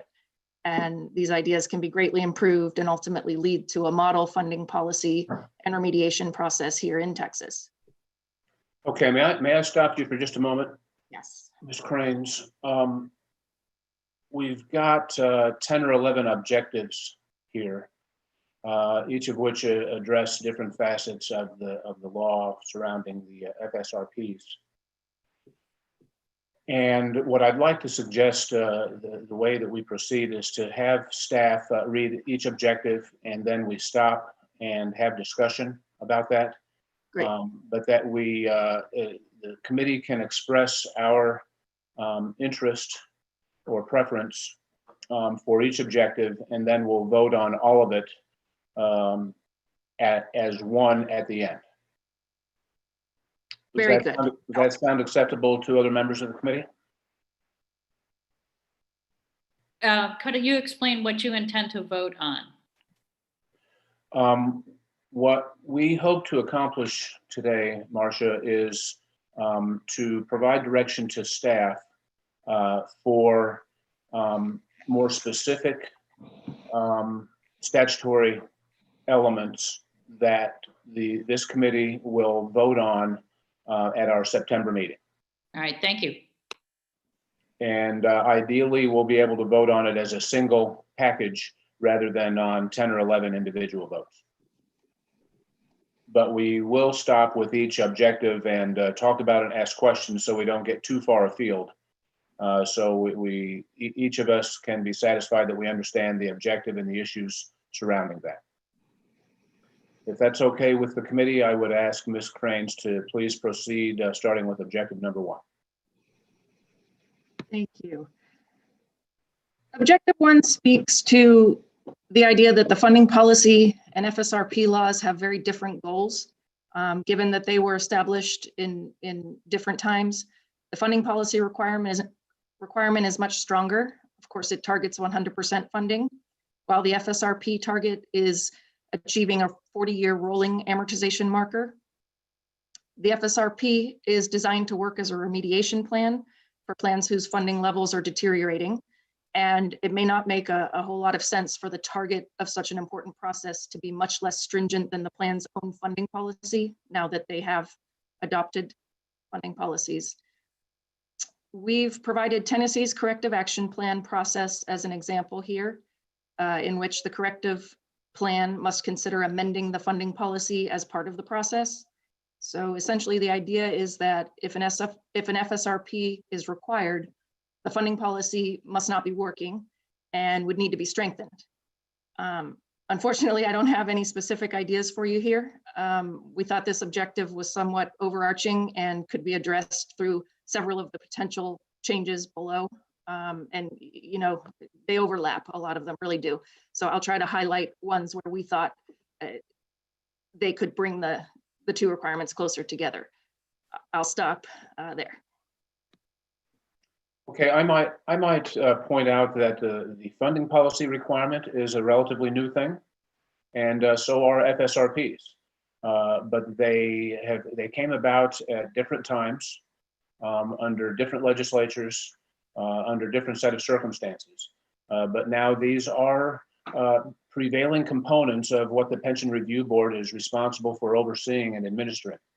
And the suggestion here is that we ought to tie them together a little more closely, because for all intents and purposes, they ought to overlap substantially, if not have the same components. And so the idea here is that staff could come back to us in September with a suggested statutory language that the Pension Review Board may recommend to the full legislature on combining elements of the FSRP and the funding policy requirements, so that we're not working with basically two sets of methods, assumptions, and approaches, and so on. Is that a fair summation, Ms. Cranes? Yes, thank you. If the, are there questions, comments from the committee? Marcia Dush, I agree with the intent. Okay. So Anu, Michelle, are you comfortable with the intent of the committee that you go find ways that would bring together the Fsrp and the funding policy statutory language so that they more closely mirror one another? Yes, thank you. And I may have one for you on objective 2 here. Okay, please. Okay, so 2 looks to bring the plan sponsors into full ownership of the plan and needed changes. And the 3 states we found most useful all required the sponsor to play a central role in funding policy development and funding remediation plans. So we've given 3 potential changes here, which include first, adding the sponsor to the funding policy development process, which the committee had discussed at the board meeting, or I'm sorry, perhaps the last actuarial committee meeting. Second, requiring the city council or governing body of the sponsor to adopt the Fsrp, which is part of both Tennessee and Michigan's process to ensure sponsor ownership in the remediation plan. And finally, requiring the plan and sponsor subject to the Fsrp to also collaborate on a revised funding policy. And the idea there would be to ensure that funding levels do not deteriorate again in the future. That last change is what we thought could help tie the Fsrp requirement back to the funding policy. And that's what I had here. Please let me know what questions you have. Michelle, it's Marcia. I'm assuming you're still going to be working with the systems to get some feedback on this. And so, to me, this sounds great. But again, I think, in your discussions with the systems, you'll probably surface some issues there. Yes, thank you. I should have mentioned, we hope to take what comes of this document with the committee's input and put it out to systems and their sponsors and all stakeholders for input. Yeah, that's an important point that needs to be made in all of this, and that is that it is the intent of this committee and the PRB staff, as I understand it, to work with the systems to secure your thoughts and feedback with regard to this. Excuse me, for what it's worth, my overarching view of this is that everybody within the sound of my voice and everybody in the public pension community in Texas ought to agree on all of the objectives that are listed in here. And if there is disagreement, I would be interested in on what points people disagree, because I think that these should be universally appreciated. There may be disagreement about how we get there or how fast we get there, but I think that the objectives here, everyone ought to agree with these. And so in the course of the next couple of months, as the systems hear from the PRB staff, if you have thoughts about both the what's, the objectives, or the hows, how we get there, how fast we get there, we hope that you will communicate those to the staff. I like, on this particular objective, I like some of the ideas that are presented from the other states. I appreciate all of the research that the staff has done, delving into other state policies. No need for us to reinvent the wheel. If there are good ideas from other states into how to secure more sustainable public pension plans, we ought to consider those. And I like what's here. It's always worth remembering that we are the Pension Review Board. That's what we do, review. We can't make anybody do much of anything. But we certainly can set up some standards that create transparency and incentives for folks to move toward sustainable plans. Other comments or questions about objective number 2?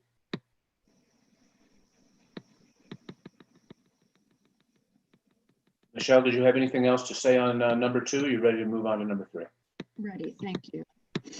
So objective 3 asks to clarify that funding policies must include actuarial methods that achieve 100% funding. And objective 4 is to reduce the 40-year amortization period threshold in the Fsrp. We took these two objectives up together because most of the supporting information applies to both. So with regards to objective 3, of course, there's been much discussion this morning on funding policies using rolling amortization periods as benchmarks. So I'll be brief and just say that most of the examples we looked at, including all 3 states, used closed periods. We've included a potential change to clarify that the funding policy must use closed amortization periods, whether in amortization policies for ADC plans or in ADC benchmarks for fixed rate plans. With regards to reducing the Fsrp threshold of 40 years, here you can see model practices and states using periods at lengths generally in the 15 to 30 year range. I think many in an attempt to minimize negative amortization. And we've provided the number of additional plans, retirement plans, that would become subject to the Fsrp should the threshold be lowered to 30, 25, or 20 years for your reference. That's where I would stop on objectives 3 and 4. Thank you. A little history here, and that is when GASB first came out with their first pension standards back in the, well, really the 80s, and then into the early 90s. 40 years was a common number for an amortization period. But the world was a very different place. The public sector workforce, the private sector workforce were different places at that time. We were much younger. And even when GASB established statements 25 and 27, they established 40 years as a maximum amortization period, but they also gave retirement plans 10 years to get into compliance with 30. And GASB subsequently came out and said that it was not their intention that plans hang out at 30 years. That was not the idea, that a plan should always be amortized, its unfunded liability should always be amortized over 30 years. That should just be a maximum. And since then, through some of the documents that staff has provided and linked to here in this report, the actuarial and the public pension community, by and large, has moved to lower figures. And the Pension Review Board developed a funding policy, a preferred funding policy a couple of years ago that has got something that's well under even 30 years. And 40 years is very much an antiquated figure, and I think there should be a consensus that we need to be at maximum 30 years, if not something closer to 15 to 25. Keith, again, this is Marcia, and I apologize that I have taken so much time today, but a comment that I would make is you've heard me talk about my concerns about negative amortizations. And again, when you have negative amortizations, you're expecting the unfunded to grow, even if all actuarial assumptions are met. Until you get to the 20-year amortization, you'll have a negative amortization associated with that benchmark.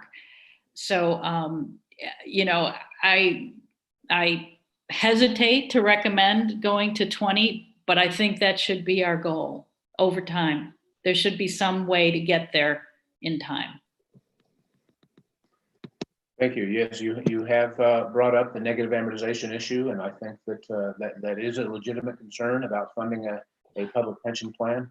I'm not sure I'm ready to codify it with the PRB or necessarily in statute, but I do think that it's just something that plan sponsors, retirement boards, and so on need to be very cognizant of. That more often than not, well, I think pretty much always when there's an amortization period of more than 20 or 25 years, there is negative amortization going on. Anything else on objectives 3 and 4? Michelle, do you have sufficient guidance on that? Thank you. Yes, I think we can continue or we can look for input here. And there's really nothing else I think to talk about on that one. Okay, on to number 5, please. Thank you. So 5 looks at the period of time between the identification of an amortization period beyond the threshold and then the trigger of an Fsrp, which of course is 2 or 3 valuations, depending on how frequently the system receives valuations. So the committee had asked us to look at reducing that time period. And we found that Texas was unique in using multiple valuations to determine whether a remediation plan would be required. The other states with similar processes all had immediate triggers. What we tried to do here was provide a variety of options that could shorten that time period, including an immediate trigger for all plans, and then 2 approaches that would use an immediate trigger for plans with amortization periods over 40 years, but different triggers for those between whatever threshold were chosen and 40. The working idea there was that plans with very high amortization periods, such as above 40, are at greater risk of problems quickly accelerating and should work with their sponsors immediately to make needed changes, while those in the lower range could still take advantage of multiple valuation triggers. So that's what you see in potential change 5B. As an alternative, going a different direction in 5C, an additional funding soundness metric would be applied here using funded ratio to the plans in that lower range to determine the need for an Fsrp. So again, those over 40 would immediately become subject, and then those in a lower range from 40 down to whatever marker the committee chose or the board chose we would use amortization period and funded ratio. And we've assessed the impact of those scenarios on the plans. If they were implemented as of today, you can see that in Appendix A on page 114, I think. I hope I got that right. I had some page number trouble in preparing, but you can see 107. Thank you. I didn't think it was right. You can see which systems would become subject to Fsrp using 3 different approaches. Using the 2 different approaches. So first, the application of an immediate but retaining multiple valuations for a lower group, and then adding in funded ratio. And I'm sorry, you were right. It's partly on 107, but the more full information is 114. You were correct. 114. Thank you very much. It's hard for me to see. Sometimes it's tiny. So I hope this is helpful. It tries to show who would become subject under these different scenarios. One thing you might notice is that depending where you set that lower bound, a few of the plans that made recent significant reforms, including incorporating ADC-based funding approaches, could become subject again. So I think that's a consideration we wanted to raise. A separate consideration overall for this objective we wanted to make sure to mention was a different concept of setting a lower target than the Fsrp threshold, which we thought could help address several objectives in the list. So we don't have a specific numbered potential change for you on this, but just wanted to get the at least concept on out there. So an example would be the Fsrp threshold could be 30 years, but the Fsrp would have to achieve an amortization period between 10 and 25 years within the 10 years allotted. So the idea would be if they're using the PRB guidelines where 30 years triggered the Fsrp, but the goal were more conservative. The intent there would be for funding progress to not stop once the original threshold were achieved. And so this type of approach could, again, help tie the Fsrp requirement back to the funding policy requirement, which of course targets 100% funding. And then we thought setting a lower target could potentially also help plans from becoming subject to repeat revised Fsrps, because essentially they wouldn't finish the Fsrp process until they were well below the threshold that had subjected them to it. But we'll cover revised Fsrps in more depth in Objective 8, and that's what I'd plan to present on here on 5. Okay, thank you. Questions about 5? Chair Brainerd, I like the concepts of you know, putting more focus on the plans that are more in trouble than, you know, perhaps giving a break, you know, a little less stringent requirements for those who are in a little better shape. I also, you know, like the concept of grandfathering for certain plans, such that those who have already made substantial reforms under the current rules, giving them time to, you know, morph into more stringent rules. Again, I'd like to give them credit for the work that, if they've been sincerely making efforts for the work that's already been done.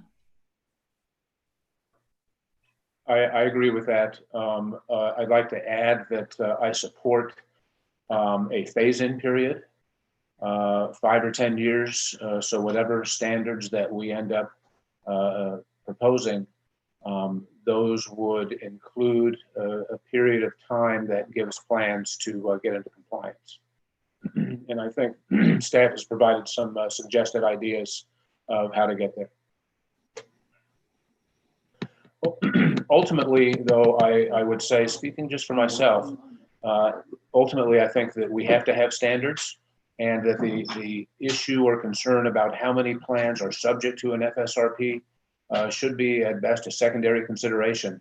Our primary concern ought to be the standards and how appropriate the standards are toward establishing sustainable plans in the state, not whether or not a certain number of plans end up having to prepare or qualify for an FSRP.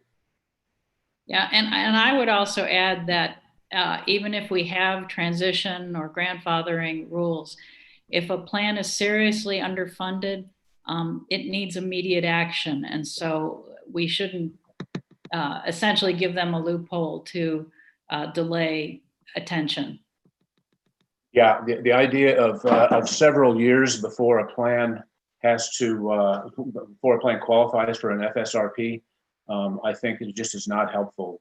It's been fairly unusual that a plan would qualify initially for an FSRP and then gets out of that. Generally, once a plan descends into an a length of amortization that causes an FSRP, they're going to, pattern has been in the last few years that they're going to stay in that territory, and we may as well not put off the what in most cases has been the inevitable. You know, I think it goes to what is a reasonable time period, you know, as to, you know, how long does it take to plan and get action from boards and cities, and then over what period of time do you get to amortizing your unfunded? And like right now, we're at that 50-year time frame where you've got 10 years to get to 40, and then you've got 40 years. And even that can be stretched out because that's a rolling 40. And so I really think that, as you said, times have changed. 50 years to cure this problem is not a reasonable time frame. So staff has provided some information about other states that have similar requirements, and honestly, the comparison makes Texas look very, very lax with regard to plans timeline for providing some corrective action. And I would support something that happens a lot more quickly rather than waiting several years for plans to get back into compliance. I would agree. I think I have one other issue on this I wanted to raise, and that is staff has raised in here the idea of bringing the plan's funding ratio into consideration, as well as the funding period. Texas is unusual, if not unique, in having almost a singular focus on amortization period. Amortization periods are even mentioned in the state constitution with regard to the TRS and the ERS. And they're mentioned, of course, in the FSRP statute. Funding ratio, I don't know the funding ratio up here at all in the Constitution or state statute, but a funding ratio is a reasonable metric of a plan's overall condition. And I like the idea of potentially including the funding ratio as a consideration in eligibility for an FSRP. so that we're not focused solely on the amortization period. I don't have a problem with that. I think, like I said, the two-tiered amortization requirement under 5B or something under 5C, I would like to, hear from the systems as to what they think is more workable. Okay. And I appreciate some of the comments that you made at the outset, some of which staff has mentioned as well, and that is recognizing some of the progress that plans have made under recent FSRPs, recent plan design and financing changes, and somehow accommodating that so that plans potentially are not immediately brought back into eligibility for an FSRP. Any other comments or suggestions on Objective 5? Otherwise, on to number 6, please, Ms. Krantz. Okay, Objective 6 looks to clarify the role of future actions in FSRPs. So many of the FSRPs you may remember have we've received have relied on future actions, such as member votes for contribution increases or benefit changes. And those are requirements in Telfer statute, for example. Or we've seen FSRPs that relied on the employer making hiring decisions in the future. The potential changes here would provide a level of assurance that these future actions were in motion and supported by both the plan and sponsor. Additionally, assumptions used would have to be made according to the actuarial standards of practice. And we borrowed that specific requirement from Michigan, as well as updates on the future actions. The progress of those would be required. Those things would perhaps not solve, the entirety of difficulty we've had here, but we thought could help. And I would also just mention that in Appendix B, we've provided what we thought was excellent guidance put out by Michigan's equivalent of the PRB on what kinds of changes they think should be considered in their remediation plans. I'll stop there. I have a question, Michelle. Right now, does Texas state law make any requirement that a plan or its sponsor take action with regard to an FSRP? No, they've got to adopt the FSRP and achieve the required amortization period of under 40 years, but the actions are not prescribed, if I'm answering your question. So in theory, an FSRP for a plan and its sponsor could be wholly a paper exercise. I think that's fair. I'd ask Kenny and Anu if they have anything to add. The law, of course, speaks to the fact that it has to be a joint effort. It states that for the FSRP requirement piece, it has to be, I'm not quite sure if it uses the word, but it has to be developed jointly.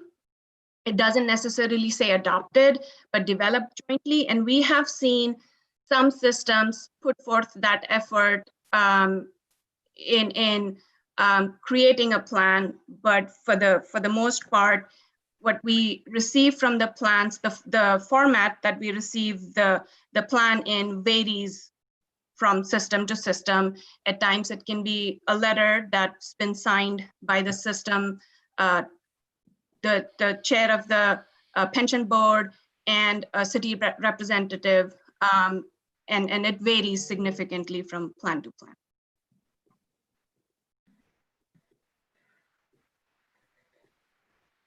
If there is a way for staff to include suggestions for statutory changes that put a little bit more teeth into a requirement that an FSRP be fulfilled or that a good faith effort be implemented, I would support that. Marcia Dash, I would too. I would also, I know in the next item, you're going to talk about that there should be some actuarial documentation to support what's going to happen as a result of the FSRP. Combining that with this item in number 6, I again go back to my concern. I like the fact that you've said the analysis has to be done according to the ASOPs. And an actuary is bound by that no matter what. I mean, they have to do work.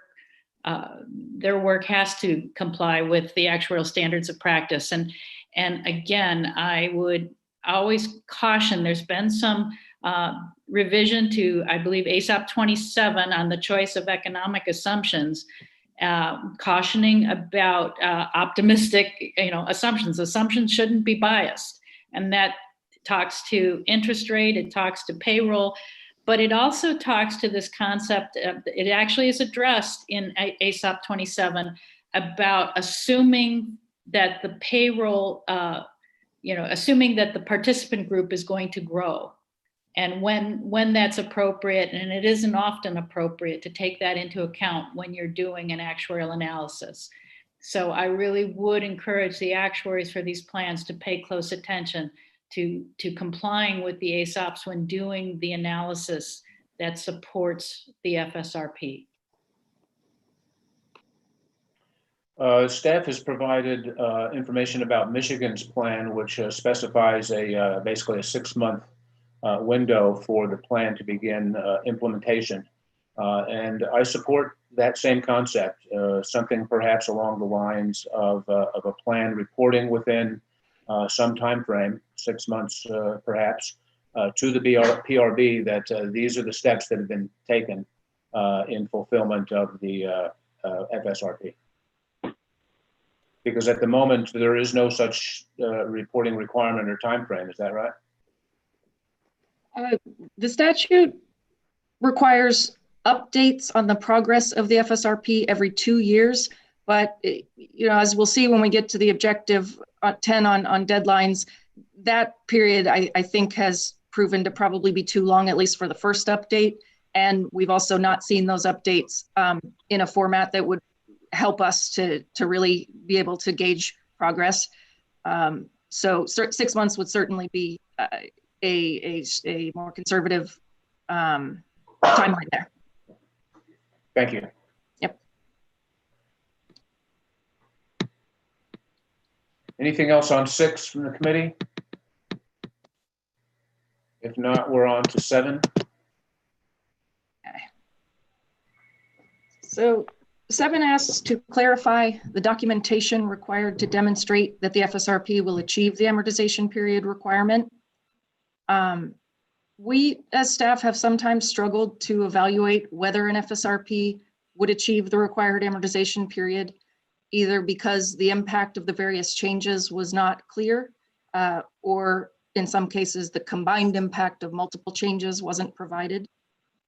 So the potential change here would clarify and make transparent that the FSRP needs to be supported by an analysis of the combined effect of changes, including an actuarial projection showing the unfunded liability decreasing to 0 within the required period of time. And that's a key requirement of Massachusetts program. Their systems are required to provide funding schedules so that their oversight board can see the progress they're making.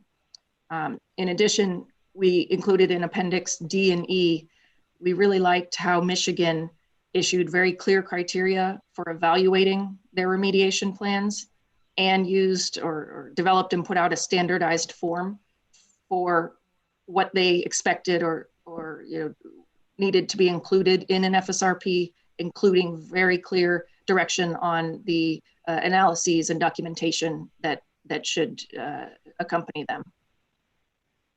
So in essence, we think there's room to better clarify for both ourselves, the board and systems and their sponsors, what we need to really evaluate these.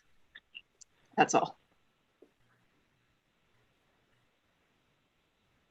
Yeah, I totally agree that there's got to be a little bit more substance to what's proposed in an FSRP. I think it's a reasonable concept.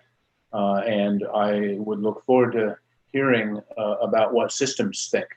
I would think that a call to the actuary to ask, under certain circumstances, call to the actuary to ask them to provide the information that's needed in order to fulfill the requirements of the Fsrp would do it.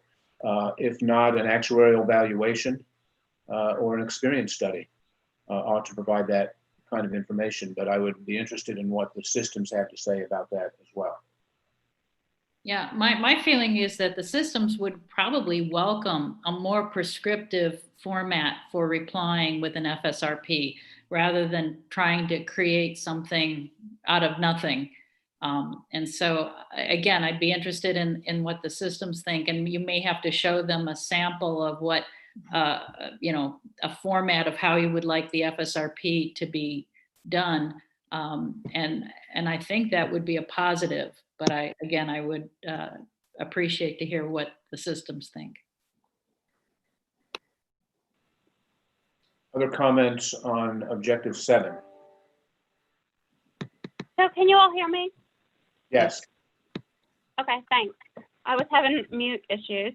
So I just have some probably overarching questions about this, and kind of the guidance that's being taken from other states, and along with the guidance for what the statutes from other states prescribe. Is there any data that's available that would show us how successful kind of these statutory requirements are, is my first question. And then my second question is, the understanding the concepts that we're trying to achieve, how much do we have to account for the differences between the plans and the plans requirements? I mean, there are some plans that have, either home rule charter caps or statutory caps related to sizes of their contributions. They may have election requirements associated with changes. How much of those different factors that apply to various plans, around the state have to be taken into account as we're working through this process? Okay, thank you. So on your first question about effectiveness or data showing how Tennessee and Michigan, unfortunately, are rather new laws. They came about in 2017 and 15, respectively. And after the law was passed, and then there was an implementation period. So we tried, we looked, and can continue to. In Tennessee, we weren't even we were able to find funding policies adopted jointly between the board and the sponsor that looked very strong.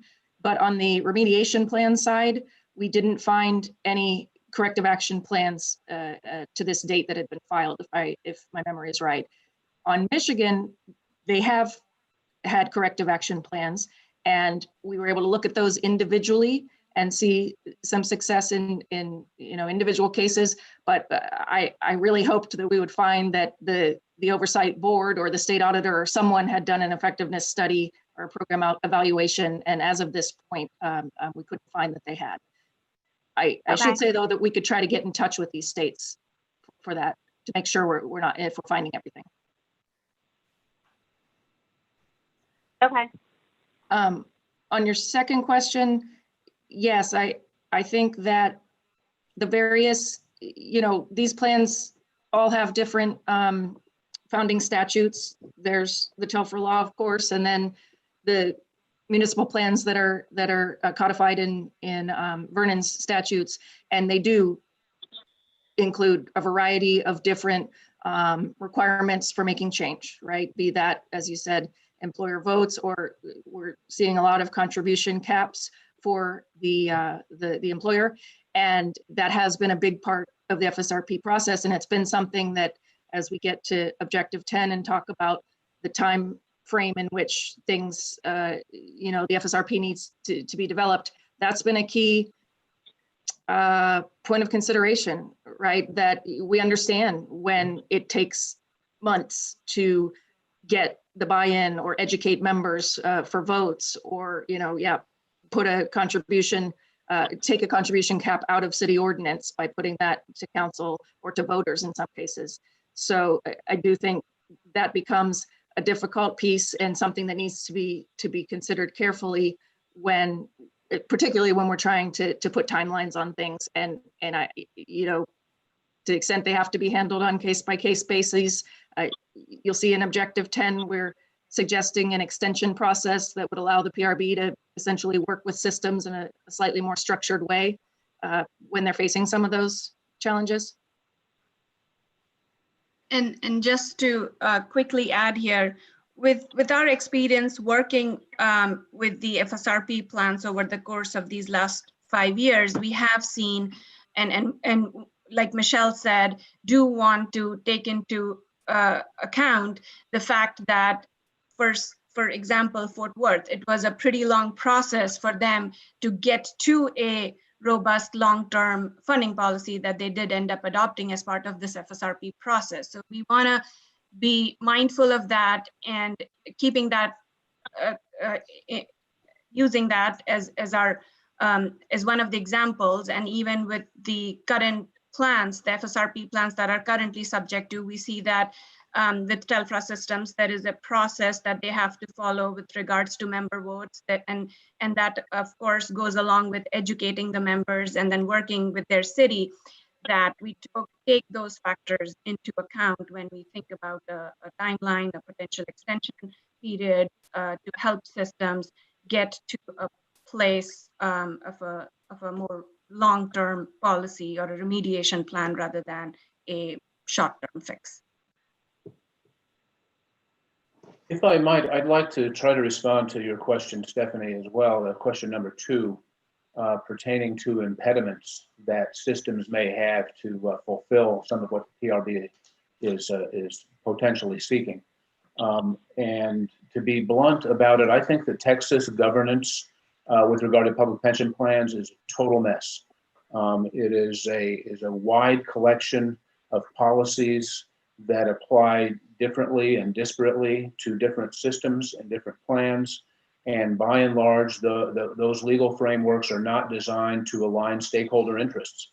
And you've got boards that have one set of interests and responsibilities, and plan sponsors, city councils, the state, and so on, that have another. And in many cases, those are competing. And the state, for example, has got a constitutional limitation of how much the state can contribute to the TRS and the ERS. And we've got these TELFRA and other municipal plans in which boards and plan sponsors are at odds with one another, et cetera, et cetera. And you might recall a few years ago, we asked staff to put together a grid of the governance framework in Texas, and it is just incredible to see all of the different laws that apply differently to individual systems or collections of systems, and how ineffective as a group that legal framework, that governance framework is. And so in my view, if as part of this exercise, we hear from systems about impediments to promoting public pension plan sustainability, that's going to be helpful, and that's going to be healthy, and it will hopefully provide this board with opportunities to make other suggestions to improve public pension plan governance. Yeah, and I think that's where I, probably am going with my comments, is that, I think that these are all really important goals. But I'm also wondering if there are some other kind of overarching changes, and particularly too, some of the governance provisions that would have to happen first in order for the FSRP process and funding, targets to be able to really become an achievable goal as we walk through this process. Yeah, I think I think that's a real possibility. I suspect that we're really going to see some examples of governance that may impede this board's ability to implement standards that can promote public pension plan sustainability. And if they're there, the process of identifying those impediments and perhaps making recommendations to the legislature that this governance framework be restructured, that would be a positive. Okay, thank you.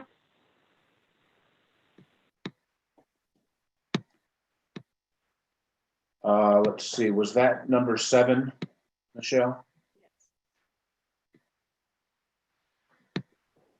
Clarifying the documentation that's required.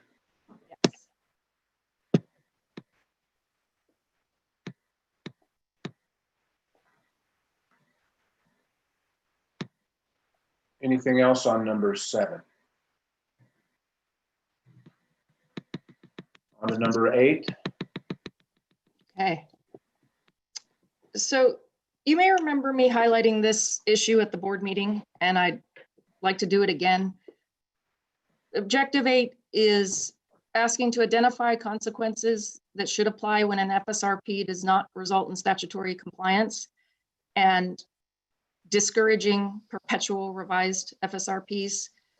So we really honestly are struggling with this concept of repeat revised FSRPs. We don't feel that they serve the plan, the sponsor, or stakeholders well. And it seems that without clear consequences, when an FSRP no longer achieves the statutory target, the parties may lack incentives to get it right the first time. So to put some data to this, of the original 12 plans that were subject to FSRP, 9 have been subject to at least one revised plan. We found that most of those original FSRPs had targeted amortization periods in the 40s, which meant they relied on only good experience to stay within the bounds and left little room for adverse experience. Now, I mentioned struggling. Unfortunately, we've brought you very little in the form of specific recommendations, and would appreciate if the committee and systems and sponsors would provide their ideas for improvement on this key piece of the law. Again, we do think that setting a target amortization period lower than the FSRP threshold could help here, because when success is defined by dipping below a maximum amortization period, it's been proven rather easy to slip back above that line and trigger a revised plan. In addition, or apart from lowering the target, we proposed a stricter standard for revised FSRPs than the original plan to try to break that cycle of repeat plan revision. And I'll stop there for objective 8. Well, I go back, this is Marcia, I go back to you've got 10 years to get to 40, and the 40 is a rolling. And so I think that 10 years to get to 40 is the biggest problem here. You know, to get to whatever your goal is, to give somebody 10 years, you're certainly going to have changes in board members, changes in actuaries, changes all the way, you know, down the road. And I think we've got to shorten up that before whatever the goal is, before the goal becomes the requirement. I'm not saying that properly, but I think you get my point. I get your point, and I think that this overlaps with some of the other early objectives we were talking about. And personally, I would support 10 years to get to 30. Honestly, I would support something more stringent than that. I'd like to see the objective being compliance with the Pension Review Board funding policy guidelines. But that might be too much to ask this soon. But 10 years to get to 30, giving plans 10 years to get to a 30-year amortization period seems like it ought to be a very achievable objective. And I'd like to suggest that the staff consider that and see how systems respond to that concept. I don't like that, Keith. I don't like just saying you have 10 years to get here.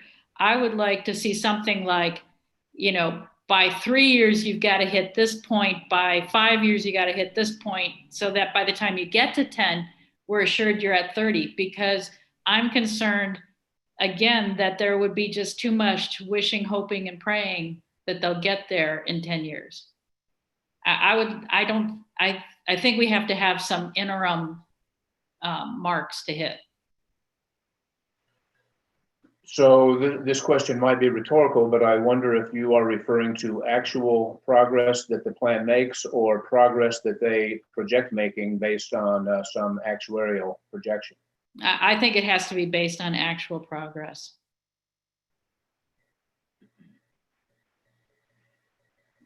Again, I don't know. You know, I think saying you got to hit something 10 years from now, it's just too amorphous.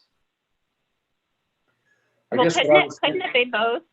Couldn't it be, you know, when you first submit the Fsrp, have kind of projected milestones, and then as you move through the progress, you would provide progress reports to show whether or not those milestones have been met, and if not, then, you know, maybe there's some trigger to update the Fsrp so that you don't get, you know, to the end and realize that it's not working as intended. You know, I see this as being akin to the funding policy, where if you don't meet your benchmarks, you know, Stephanie, as you said, you know, your progress points, what actions do you take at that point? So if you set some interim benchmarks, you know, what are the guardrails? You know, how do you make corrective action so that by the time you get to 10 years, you're at that point?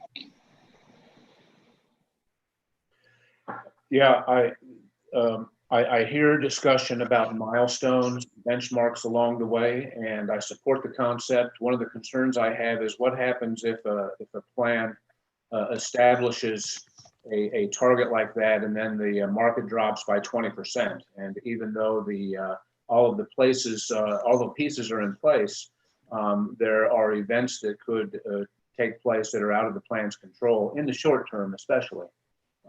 That would preclude the plan from achieving those milestones. And so maybe if we were to have such milestones, they would need to be spaced out enough to allow plans to phase in or smooth out the effect of external events like that. Yeah, but I think the funding policies have to do the same thing. So again, I think if we try to make the Fsrp requirements akin to the funding policy so that they tie together, I think you'll get that.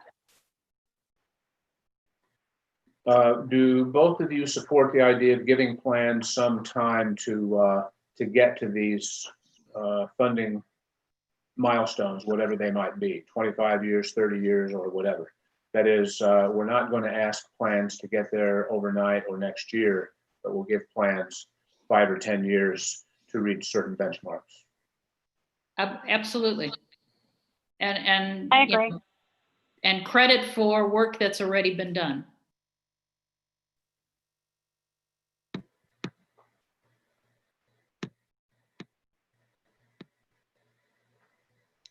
So part of the challenge here, and I don't know how well we're going to be able to resolve it, but I think that in general, the experience, the Fsrp experience has been that plans have identified, and I'm not suggesting anybody's not operating in good faith, but what they've done is identified the bare minimum or close to the bare minimum to get into compliance, rather than something or a set of steps that would bring them more wholly into compliance.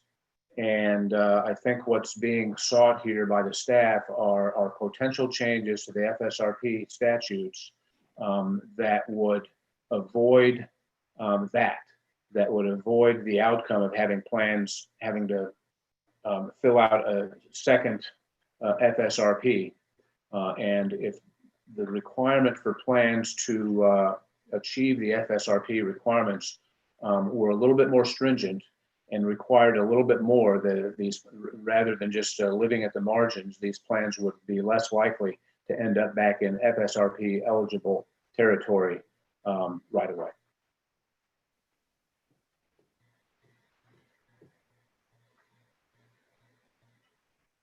So I would ask staff to see what you can come up with on your own and in consultation with systems that somehow can reduce the chance of plans returning to FSRP eligibility. We can do that and take some of the ideas that you all have thrown out right now. Thank you. Okay, on to objective number 9, please. Okay. Objective 9 asks to clarify effective dates and required documentation for FSRP triggers and progress. This really builds on the last one. So it's about those 2-year updates that are already required in the law, which we've not really been receiving. The statute says the updates should be from the plan and sponsor, and we've had to either ask for updates or we generally rely on the next annual valuation for evidence of the amortization period's movement. And, you know, we think the updates are an important part of the process, particularly given the 10 years, and that the sponsor who helped develop the FSRP should continue to be involved until the goal is reached. The potential change here would streamline updates through the use of a PRB form, again, making clear the requirements for documentation to try to make it easier for the plans and sponsors to provide those updates. And in specifically speaking, we would ask for the same actuarial projection showing that the unfunded was moving to 0 over the allotted time period. But of course, this one is highly related to the last, and you know, we would want to look at those together. And if the revised FSRP process were changed significantly, then have the updates mirror that in a way that makes the most sense. That's what I had on 9. Thank you. So committee members, you'll see on page 111, staff has provided a suggested potential change. Updates should be provided on a PRB form signed by the sponsor and or adopted by city council. Updates should include an actuarial projection that shows the unfunded liability decreasing to 0 within the required time period. That's consistent with the PRB funding policy statute right now. Statute should clarify that a regular annual actuarial valuation does not qualify as an FSRP update. And I support that suggested potential change. I do as well. Other comments on objective number 9, which, as Michelle indicated, overlaps substantially with the other ones we've discussed. On to number 10, please. Okay, so 10 looks at the deadline for submitting FSRPs, and we've talked about this a bit already. We'd like to provide some clarity to that deadline. It's currently not even addressed in statute, and the bill author has opined that it should be 6 months from receiving the triggering valuation. But all too often, as you know, we've had to continually approach the fund and sponsor for up to several years, in some cases requesting updates on the progress. With that said, we've spoken about recognizing that meaningful changes can take a while to work their way through, gain support from necessary stakeholders. And we think that this could be improved by incorporating an extension process, which Michigan has, that could provide transparency and a clear time allotment for finishing the FSRP. So if additional time were needed beyond the 6 months, the plan and sponsor could apply for 1 or more extensions of a particular length. And importantly, these would need to include a reasonable draft plan showing what items were being considered.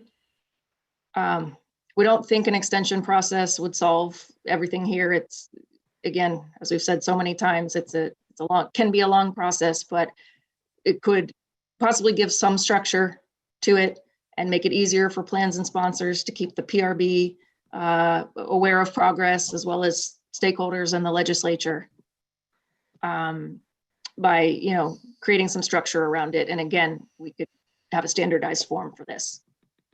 So that's what I had on objective 10, and we'll stop there. Thank you. So on page 112, staff has suggested a potential change that reads statute should be updated to include the 6-month deadline and provide for an extension process PRB may grant if a reasonable draft is submitted with an extension request. So the PRB, legislature, and other stakeholders could be made aware of the plan and sponsor's intended plan of action. If the allowed number of extensions is met and the FSRP is still not submitted or accepted by the PRB, the plan sponsor will be non-compliant with statute. So this is clarifying and potentially strengthening the reporting and compliance with FSRP responses. I'm comfortable with what staff has suggested to tighten this up a little bit. So I have a question on the 6-month deadline. Do we know, just based on, past submittals of FSRPs from the plans that have become subject to them, what the standard timeline has been for the submittal? I mean, I think maybe if you throw out the outlier who may skew the statistics. I guess my question is really if the 6-month deadline, if you all believe that the 6-month deadline is reasonable. Great question. And I want to look at that and get it for you. I don't know exactly. I can only think anecdotally about those that have, met the deadline and those that have, like, as you said, some real outliers. So I think we should look at that and bring that to the next version of this document. Okay, thanks. Michelle, it starts when the board receives an actuarial valuation. Is that correct? The timeline starts with the receipt of a valuation? I think, I believe so. And Anu or Kenny, please correct me if I'm wrong, but I believe it's the valuation received by the board that hits the trigger, right? So if, for example, in the case of a plan that does annual valuations, their third one over 40, when they receive that valuation, they then have 6 months to work with the sponsor and submit the plan. I wonder if it might be better, rather than the receipt of the valuation, if it might be better to tie it to the publishing of the GASB results or something, which is a little bit more firm. So consider that. Okay.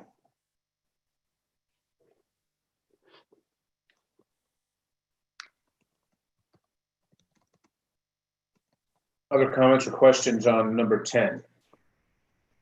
Staff will look into that and consult with systems on this as on all of these. Before we move to consider a motion, any other comments or questions about these objectives specifically or generally? Chairman Brainerd, if you would indulge me, I've got some kind of overarching comments to this whole section, if you would allow me to speak for a couple minutes here. Please. In closing, as I mentioned earlier, I think we're here because what we've been doing isn't working well enough. I know that TechSpurs has said that it's too early to change the rules when the FSRP rules only went into effect in 2015.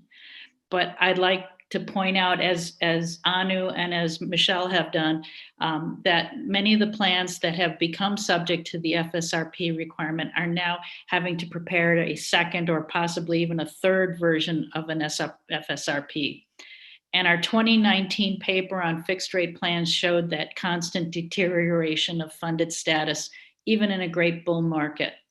So I personally believe that it is time to make some changes. Now, Texas seems to grant a great deal of discretion. Keith, you called it a mess, but I see it as being a great deal of discretion to plans to figure out how to fix their own particular problems.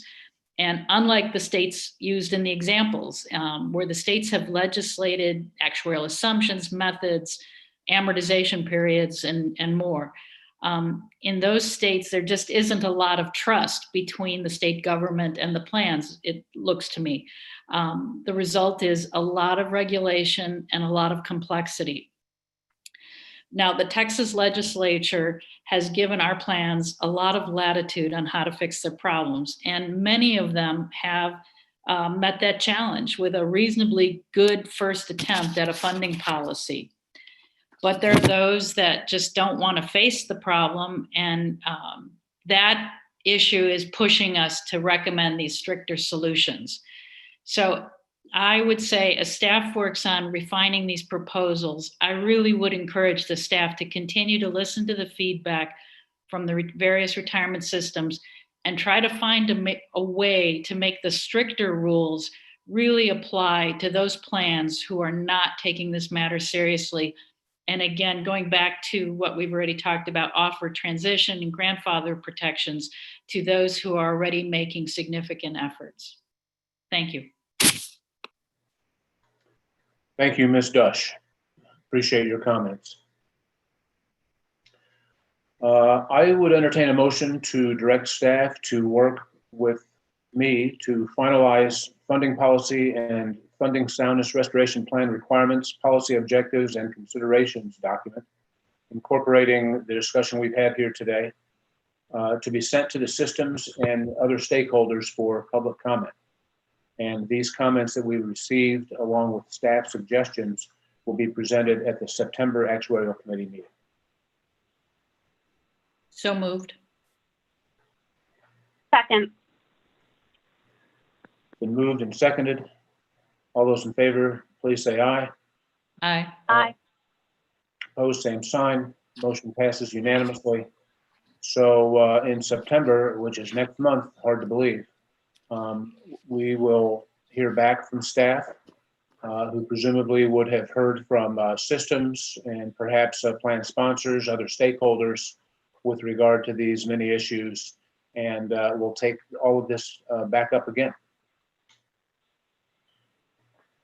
Thank you. I want to emphasize how much I appreciate staff's work on this. This is, there's a lot of work in here, and this really gets to the heart of what the PRB is about. These are really vital issues to the PRB's mission, and appreciate the committee members and the staff taking the time that we've taken. Next agenda item is date and location of the next Actuarial Committee meeting, September 29th, 2020. Is that right, Anu? That is correct. And the Investment Committee is also meeting that day, but we are not meeting jointly. No. It's going to be a back-to-back 2 meetings, but yes, that's. Pension Lollapalooza. Will it be remote again? Will it be a Zoom meeting? Do we know yet? Most likely, I cannot say that I'm not 100% sure, but most likely that's what we expect. At this time, I'd like to invite anybody in the audience who would like to share your comments with the committee to please come forward and introduce yourself. Please keep your comments to 3 minutes. If you're on the phone, you should hit, Ashley, is it *6? *6 on your phone. If you're on the Zoom, you can unmute yourself.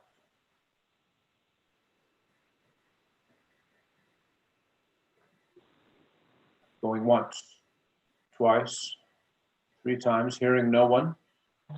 I would move for adjournment. Do I have a motion for adjournment? So moved. All right, I move to adjourn. Thank you all very much. Thank you, staff. Thanks to the committee members. Thank you to those in the audience who stayed with us.